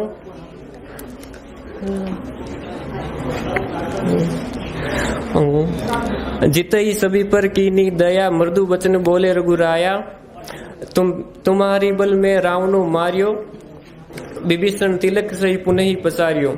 राम जी वो लीडर हैं जो अपना साम्राज्य या युद्ध में जीतने के बाद भी विभीषण से किया हुआ वादा निभाते हैं और उन्हें साम्राज्य सौंपते हैं। बल्कि राम जी ने विजय की थी, शक्ति की कल्पना की थी और शक्ति तो उनके पास हमें सबको पहले से ही पता था कि राम जी के पास थी, लेकिन उन्होंने अपना क्रेडिट सभी वानरों को दिया, हनुमान जी को दिया, ना कि खुद लिया था। इससे हम उनको अंदर एक लीडर की तरफ देख सकते हैं जो उन्होंने विषम परिस्थितियों में ही भी सबको कैसे मैनेज किया। बस इन दोनों से मैं यही समझता हूँ। धन्यवाद। बहुत बहुत धन्यवाद सभी को। यहाँ पे सभी की प्रस्तुति हो गई है, मैं ऐसा समझता हूँ। अभी दूसरे जगह भी प्रतियोगिता चल रही है तो वो 5-10 मिनट में यहाँ पे आ जाएंगे। तब तक अगर आपको तो मैं एक बोल दूं दोहे चौपाई, हाँ बिना कंपटीशन का अंक नहीं, मैं वॉलंटियर के रूप में बस बोलना चाहूंगा। तो पहले अपना परिचय दे दूं। मैं हर्षराज आप सभी का अभिनंदन करता हूं, वंदन करता हूं। आज बड़े ही हर्ष की बात है, साथ ही हर्ष की आवाज है कि मुझे आप जैसे अनुभवी गुरुवृंदों के समक्ष अपनी 2-3 दोहे चौपाई प्रस्तुत करने का अवसर मिल रहा है। पहली चौपाई इस तरह है। कहई रीछ पति सुनु हनुमाना, कहई रीछ पति सुनु हनुमाना, का चुप साधि रहे हु बलवाना, पवन तनय बल पवन समाना, बुद्धि विवेक विज्ञान निधाना। ये उस समय की बात है जब सभी लोग सोचते हैं कि ये समुद्र को पार करके आखिर कौन लंका जाएगा, तब उस समय जामवंत जी उन्हें याद दिलाते हैं हनुमान जी को कि आपसे बड़ा यहाँ पे किसका बुद्धि है, किसका विवेक है, अगर आप नहीं जाएंगे तो कौन जाएगा। तो ये चौपाई हमें सीख देती है कि हमारे अंदर सब कुछ करने की इच्छा शक्ति होती है, बस ये सब कुछ हम पे निर्भर करता है। एक अंतिम सुनाऊंगा कि होई कवन सो काज कठिन जग माही, जो नहीं होई तात तुम माही, राम काज लगी तब अवतारा, सुनत ही भयउ पर्वताकारा। जब हनुमान जी ये सुनते हैं कि राम काज लिए मम अवतारा, बस उनका आकार पर्वत के समान बड़ा हो जाता है। यानी कि हनुमान जी ने ये दिखाया कि जब हम चाह लेंगे कि हमें कुछ करना है तो वो हम करके दिखाएंगे। अब मैं चाहूंगा कि अगर कुछ लोग यहाँ पे अपनी कुछ प्रस्तुति करना चाहेंगे, 5-10 मिनट का समय है हमारे पास, तो प्रतियोगिता के अलग अगर आप कुछ करना चाहें, पेश करना चाहें, कोई कविता सुनाना चाहें तो आप आके यहाँ सुना सकते हैं, जो भी आना चाहे, आपका मंच है। आ जाइए, जो अपना परिचय देके कीजिए।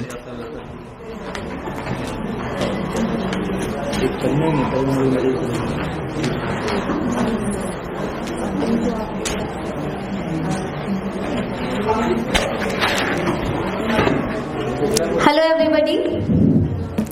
सो अब तो 2 मिनट रिलैक्स हो जाइए, क्योंकि जो होना था हो चुका है ना। एक गहरी सांस लेंगे प्लीज सब।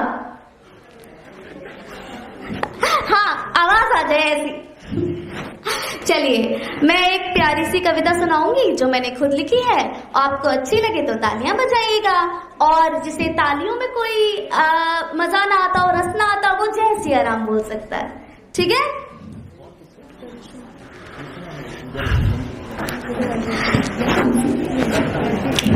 तो ये कविता है बोल के बारे में कि शब्दों में कितनी शक्ति होती है, ठीक है। तो सबसे पहले आएगा एक्सट्रोवर्ट्स के लिए, फिर इंट्रोवर्ट्स के लिए। आप लोग इसे समझिएगा, ठीक है।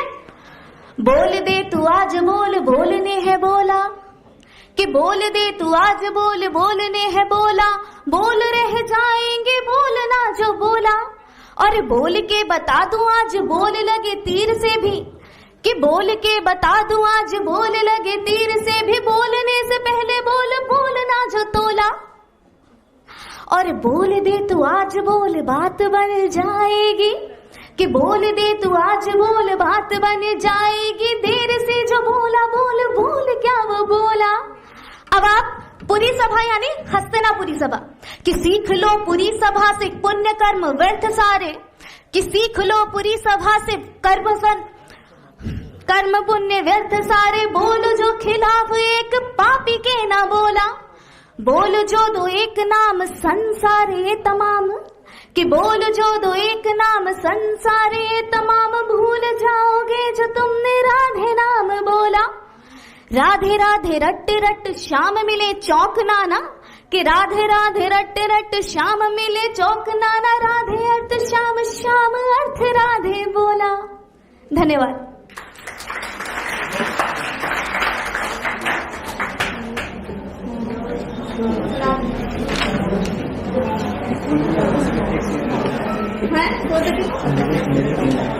अच्छा, एक सुना दूं मैं, थोड़ी सी उसमें चली जाएगी। एक सुना दूं? हाँ, सच में लेट हो रहा है? किसे लेट हो रहा है?